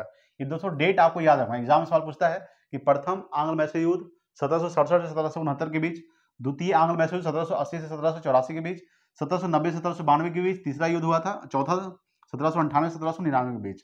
टीपू सुल्तान को दोस्तों क्या कहा जाता है, टीपू सुल्तान को मैसूर ए शेर के नाम से जाना जाता है, मैसूर ए शेर। ठीक है, मैसूर ए शेर के नाम से किसे जाना जाता है, तो टीपू सुल्तान को। ठीक है, किसे, तो टीपू सुल्तान, टीपू सुल्तान। ठीक है, ये आपको ध्यान रखना है दोस्तों, टीपू सुल्तान को मैसूर ए शेर के नाम से जाना जाता है। ठीक है, आप देखिए टीपू सुल्तान की राजधानी कहाँ थी, तो श्रीरंगपट्टनम। याद रखिए श्रीरंगपट्टनम जो थी ये टीपू सुल्तान की राजधानी था। ठीक है, ये आपको ध्यान रखना। चलिए अगला देखिएगा, 55 नंबर सवाल देखिए। 55 आपके सामने कह रहा है कि 1902 में पुलिस कमीशन किसकी अध्यक्षता में स्थापित हुआ था। ये दोस्तों सर एंड्रयू फ्रेजर। ठीक है, याद रखिएगा कि सर एंड्रयू फ्रेजर की अध्यक्षता में 1902 में पुलिस कमीशन का स्थापना हुआ था। 1902 में किसकी अध्यक्षता में, तो सर एंड्रयू फ्रेजर की अध्यक्षता में। ठीक है, लॉर्ड रिपन को दोस्तों याद रखिएगा, लॉर्ड रिपन क्या कहा जाता है, तो स्थानीय स्वशासन का जनक कहा जाता है। ठीक है, स्थानीय, याद रखिएगा, स्थानीय स्वशासन का जनक, याद रखिएगा, स्थानीय स्वशासन का जनक किसे कहा जाता है, स्वशासन का जनक जो कहा जाता है, आपको ध्यान रखना है दोस्तों, लॉर्ड रिपन को स्थानीय स्वशासन का जनक कहा जाता है। लॉर्ड डफरिन दोस्तों याद रखिएगा, कांग्रेस का जो स्थापना हुआ था 1885 में, कांग्रेस का स्थापना वो लॉर्ड डफरिन के समय में हुआ था। लॉर्ड डफरिन को दोस्तों क्या कहा जाता है, कांग्रेस जो है, शब्द कांग्रेस जो है वो लॉर्ड डफरिन के मस्तिष्क का उपज है। ठीक है, कांग्रेस शब्द क्या है दोस्तों, लॉर्ड डफरिन के मस्तिष्क का उपज है कांग्रेस। ठीक है, ये आपको ध्यान रखना दोस्तों। ठीक है, तो 1902 में पुलिस कमिश्नर की अध्यक्षता में स्थापित हुआ था। ठीक है, सर एंड्रयू फ्रेजर। देखिए अगला 56 नंबर सवाल। 56 आपके सामने है कि निम्नलिखित में से कौन सी नदी का उद्गम, ठीक है, भारत से नहीं है। कौन सा नदी का उद्गम जो भारत में नहीं हुआ है, तो ब्रह्मपुत्र नदी का जो उद्गम है दोस्तों ये भारत में नहीं हुआ है। ठीक है, ये आपको ध्यान रखना दोस्तों। चेनाब नदी का जो उद्गम हुआ है ये हिमाचल प्रदेश से हुआ है, हिमाचल प्रदेश। ठीक है, हिमाचल प्रदेश से दोस्तों चंद्र प्लस भागा। ठीक है, चंद्र प्लस भागा के दोस्तों मिलने से, चंद्र और भागा के मिलने से दोस्तों दो नदी का निर्माण हुआ। एक नदी का, कौन सा नदी, तो चेनाब नदी का निर्माण हुआ। चेनाब क्या है दोस्तों, ये सिंधु की सबसे बड़ी सहायक नदी है। याद रखिएगा कि सिंधु की सबसे बड़ी सहायक नदी, सबसे बड़ी सहायक नदी कौन है दोस्तों, तो सबसे बड़ी सहायक नदी है, आपको ध्यान रखना है दोस्तों, चेनाब नदी है। ठीक है, चेनाब नदी जो है ये सिंधु की सबसे बड़ी सहायक नदी है। ठीक है, याद रखिएगा। महानदी दोस्तों ये कहां से निकलती है, तो छत्तीसगढ़ के सिहावा से निकलती है। छत्तीसगढ़ के हवा से निकलती है, ये आपको ध्यान रखना है। और महानदी दोस्तों कौन सा बांध है महानदी पर, तो याद रखिएगा हीराकुंड बांध है। हीराकुंड जो बांध है आपको ध्यान रखना है, हीराकुंड बांध ये मेन रूप से दोस्तों उड़ीसा में है। जो किस नदी पर है दोस्तों, ये है महानदी पर, ठीक है। ये विश्व का सबसे लंबा बांध है और भारत का सबसे लंबा बांध हीराकुंड बांध, ठीक है। ब्रह्मपुत्र नदी निकलती कहाँ से है, ये निकलती है तिब्बत के मानसरोवर झील से, ठीक है। तिब्बत के मानसरोवर झील से निकलती है, याद रखिएगा। तिब्बत के मानसरोवर झील से निकलती है ब्रह्मपुत्र नदी। ब्रह्मपुत्र नदी की दोस्तों लंबाई याद रखिएगा, इसकी जो लंबाई है, इसकी लंबाई आपको ध्यान रखना है, ये है दोस्तों 2900 किलोमीटर। कितना है दोस्तों, 2900 किलोमीटर ये है ब्रह्मपुत्र नदी की लंबाई, ठीक है। ये आपको ध्यान रखना है दोस्तों। अगर सवाल पूछेगा कि कावेरी नदी दोस्तों कहाँ से निकलती है, ये पश्चिमी घाट के ब्रह्मगिरी से निकलती है, ठीक है। पश्चिमी घाट के ब्रह्मगिरी पहाड़ी से निकलती है, ब्रह्मगिरी पहाड़ी से निकलती है, ठीक है। ये आपको ध्यान रखना है दोस्तों। सवाल पूछेगा, देखिए ब्रह्मपुत्र नदी कहां से निकलती है, तिब्बत के मानसरोवर झील से। ब्रह्मपुत्र की लंबाई कितना है, 2900 किलोमीटर। ब्रह्मपुत्र नदी दोस्तों मेन रूप से 3 देश में बहती है। चीन में बहता है दोस्तों, याद रखिएगा। उसके बाद दोस्तों भारत में बहती है। उसके बाद दोस्तों बांग्लादेश में बहती है। कौन सा देश, बांग्लादेश, ठीक है। ये आपको ध्यान रखना है। सबसे पहले दोस्तों ये कहां से निकलती है, तिब्बत के मानसरोवर झील से। देखिए ब्रह्मपुत्र नदी को दोस्तों तिब्बत में सांगपो के नाम से जाना जाता है, यहाँ लिख देते हैं दोस्तों। देखिए बहुत इंपॉर्टेंट है कि ब्रह्मपुत्र नदी को तिब्बत में, ठीक है, तिब्बत में दोस्तों सांगपो के नाम से जाना जाता है, याद रखिएगा, सांगपो के नाम से। उसके बाद दोस्तों सबसे पहले दोस्तों, उसके बाद दोस्तों अरुणाचल प्रदेश में, यानी एपी में, अरुणाचल प्रदेश में ब्रह्मपुत्र नदी को दिहांग के नाम से जाना जाता है, दिहांग, ठीक है। ये आपको ध्यान रखना है दोस्तों। और ब्रह्मपुत्र नदी को बांग्लादेश में, ठीक है, बांग्लादेश में पद्मा के नाम से जाना जाता है, पद्मा। ये आपको ध्यान रखना है। सवाल पूछेगा दोस्तों, सबसे पहले देखिए ब्रह्मपुत्र नदी दोस्तों कहाँ से निकलती है, तो ब्रह्मपुत्र नदी तिब्बत के मानसरोवर झील से निकलती है। ब्रह्मपुत्र नदी तिब्बत से होते हुए सबसे पहले भारत के अरुणाचल प्रदेश में प्रवेश करती है, और अरुणाचल प्रदेश में ब्रह्मपुत्र नदी को दिहांग के नाम से जाना जाता है, ठीक है। उसके बाद दोस्तों ब्रह्मपुत्र नदी असम में प्रवेश करती है, भारत के असम राज्य में, ठीक है। उसके बाद दोस्तों असम में एक द्वीप बनाती है दोस्तों, माजुली द्वीप, ठीक है। वो भारत का सबसे बड़ा द्वीप है दोस्तों, माजुली द्वीप, जो किस राज्य में बनाती है, असम राज्य में, ठीक है। कौन सी नदी, ब्रह्मपुत्र नदी, ठीक है। उसके बाद दोस्तों ब्रह्मपुत्र नदी बांग्लादेश में प्रवेश करती है। बांग्लादेश में ब्रह्मपुत्र नदी को पद्मा के नाम से जाना जाता है। और ब्रह्मपुत्र नदी दोस्तों एक संयुक्त धारा बनाती है, जिसको क्या दोस्तों मेघना कहते हैं। किसके साथ, तो गंगा नदी के साथ। ब्रह्मपुत्र नदी गंगा नदी के साथ एक संयुक्त धारा बनाती है, जिसे मेघना कहते हैं, ठीक है। ये आपको ध्यान रखना है दोस्तों। उसके बाद ब्रह्मपुत्र नदी बंगाल की खाड़ी में जाके गिर जाती है, ठीक है। ये आपको ध्यान रखना है। चलिए आगे बात करेंगे दोस्तों। अगला सवाल देखिएगा। देखिए 57 नंबर सवाल आपके सामने क्या कह रहा है, 57 आपके सामने है कि भारतीय संविधान में कितनी अनुसूचियां दोस्तों, याद रखिएगा। तो टोटल 12 अनुसूचियां। कितनी अनुसूचियां दोस्तों, 12, ठीक है। प्रथम अनुसूची क्या है दोस्तों, प्रथम अनुसूची में भारत है, उसके राज्य संघ है, ठीक है, याद रखिएगा। दूसरी अनुसूची में क्या है दोस्तों, याद रखिएगा पेमेंट यानी वेतन के बारे में बताया गया दूसरी अनुसूची में। तीसरी में क्या है दोस्तों, याद रखिएगा, तो तीसरी अनुसूची में है शपथ। चौथी में क्या है दोस्तों, राज्यसभा के बारे में बताया गया चौथी में। पांचवी अनुसूची में क्या है, अनुसूचित जाति और अनुसूचित जनजाति का उल्लेख किया गया दोस्तों, पांचवी अनुसूची में। छठी अनुसूची में दोस्तों 4 राज्य का उल्लेख किया गया है, असम, मेघालय, त्रिपुरा और मिजोरम। सातवीं अनुसूची में संघ सूची, राज्य सूची, समवर्ती सूची, यानी केंद्र और राज्य के बीच शक्ति का बंटवारा का जो उल्लेख किया गया दोस्तों, 7वीं अनुसूची में है। 8वीं अनुसूची में क्या है दोस्तों, 22 भाषाओं का उल्लेख किया गया दोस्तों, याद रखिएगा। उसके बाद 9वीं अनुसूची में भूमि सुधार है। 10वीं में दोस्तों क्या है, दल बदल कानून है दोस्तों, याद रखिएगा। 11वीं में पंचायती राज और 12वीं में नगर पालिका, ठीक है। ये आपको ध्यान रखना है दोस्तों। तो टोटल 22 अनुसूची है दोस्तों, ठीक है। ये आपको ध्यान रखना है।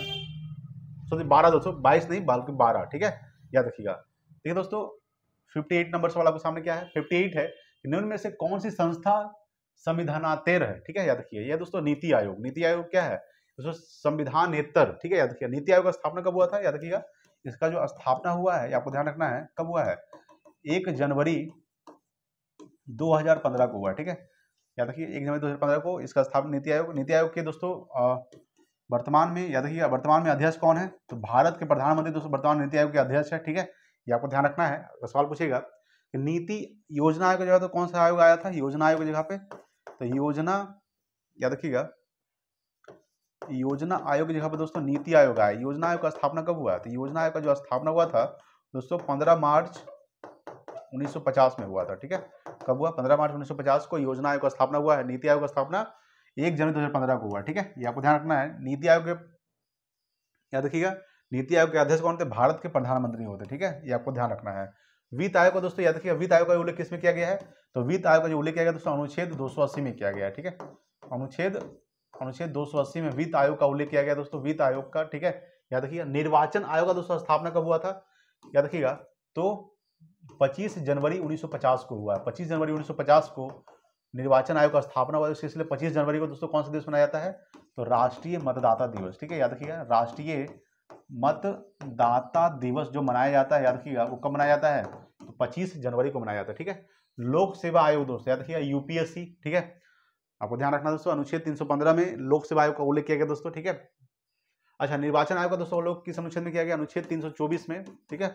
निर्वाचन आयोग का उल्लेख किया गया दोस्तों, ठीक है, ये आपको ध्यान रखना है।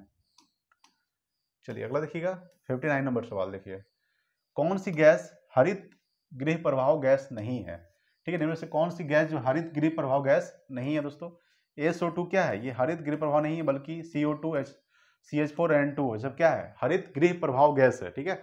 CO2 दोस्तों कार्बन डाइऑक्साइड, CH4 दोस्तों क्या होता है, मीथेन होता है दोस्तों। मीथेन को दोस्तों कौन सा गैस कहा जाता है, मार्स गैस कहा जाता है, ठीक है। मीथेन को मार्स गैस, और मीथेन को दोस्तों क्या कहा जाता है, मीथेन को गोबर गैस भी कहा जाता है, गोबर गैस कहा जाता है दोस्तों, ठीक है। ये आपको ध्यान रखना है दोस्तों। N2O दोस्तों, N2O क्या है, नाइट्रस ऑक्साइड, ठीक है। N2O nitrous oxide, laughing gas, क्या बोलते हैं, लाफिंग गैस, ठीक है। ये आपको ध्यान रखना है, laughing gas, nitrous oxide, N2O, ठीक है। चलिए अगला देखिएगा, आज का लास्ट सवाल दोस्तों, 60 नंबर सवाल देखिए। 60 आपके सामने है कि सौर मंडल में क्षुद्र ग्रह बेल्ट निम्न में से किन दो ग्रहों के बीच स्थित है दोस्तों, ठीक है। ये आपका दोस्तों याद रखिएगा, ये है मंगल और बृहस्पति के बीच है, ठीक है। मंगल और बृहस्पति के दोस्तों क्षुद्र ग्रह है, ठीक है। क्षुद्र ग्रह दोस्तों जो छोटे छोटे ग्रह है वो किसके बीच है, मंगल और बृहस्पति के, ठीक है। मंगल को दोस्तों लाल ग्रह कहा जाता है, देखिएगा मंगल को लाल ग्रह कहा जाता है। लाल ग्रह किसे कहा जाता है, तो लाल ग्रह दोस्तों मंगल कहा जाता है। मंगल के दो उपग्रह कौन कौन सा है, फोबोस और डिमोस, फोबोस और दोस्तों क्या है, डिमोस है, ठीक है। फोबोस और डिमोस जो है वो किसका है, वो दोस्तों आपका मंगल ग्रह है, ठीक है। बृहस्पति का सबसे बड़ा उपग्रह कौन सा है दोस्तों, गैनीमेड जो है बृहस्पति का सबसे बड़ा उपग्रह है दोस्तों, ठीक है। याद किया, सबसे बड़ा ग्रह कौन सा है दोस्तों, सबसे बड़ा ग्रह कौन सा है, वो दोस्तों बृहस्पति है। सबसे छोटा ग्रह कौन सा है दोस्तों, तो सबसे छोटा ग्रह पूछेगा, सबसे छोटा ग्रह कौन सा है, बुध है, ठीक है। याद रखिए बुध क्या सबसे छोटा ग्रह है, सबसे छोटा ग्रह क्या है दोस्तों, बुध, ठीक है। ये आपको ध्यान रखना है। उसके बाद पूछेगा बुध और शुक्र दोस्तों दो ऐसे ग्रह है जिसका कोई भी उपग्रह नहीं है। दो ऐसे ग्रह है बुध और शुक्र जिसका कोई भी उपग्रह नहीं है दोस्तों, ठीक है। याद रखिएगा पृथ्वी का दोस्तों एक उपग्रह कौन सा है, चंद्रमा, कौन है, चंद्रमा, ठीक है। ये आपको ध्यान रखना है। भोर का तारा, सांझ का तारा, पृथ्वी जुड़ा हुआ दोस्तों किसे कहा जाता है, शुक्र को कहा जाता है, ठीक है। पृथ्वी को दोस्तों क्या कहा जाता है, पृथ्वी को नीला ग्रह कहा जाता है। नीला ग्रह क्यों कहा जाता है दोस्तों, पृथ्वी पर 3 भाग में पानी है और 1 भाग पर क्या है दोस्तों, स्थल है, इसलिए दोस्तों पृथ्वी को नीला ग्रह कहा जाता है, ठीक है। ऊपर देखने से दोस्तों नीला ही दिखता है। शनि का सबसे बड़ा उपग्रह कौन सा दोस्तों, शनि का सबसे ज्यादा उपग्रह किस ग्रह में है दोस्तों, शनि ग्रह में, ठीक है। याद रखिएगा लगभग 82 के आसपास है। शनि का सबसे बड़ा उपग्रह दोस्तों टाइटन है, टाइटन, ठीक है। ये आपको ध्यान रखना दोस्तों। ग्रहों के गति का नियम प्रतिपादन किसने किया था, तो केपलर ने किया था। ग्रहों की गति का नियम प्रतिपादन केपलर ने किया था, ठीक है। ये भी आपको ध्यान रखना है। तो सौर मंडल में क्षुद्र ग्रह बेल्ट इनमें से किन 2 ग्रहों के बीच है दोस्तों, मंगल और बृहस्पति, ठीक है। ये आपको ध्यान रखना है। चलिए आगे बात करेंगे दोस्तों, देखिएगा 61 नंबर सवाल दोस्तों।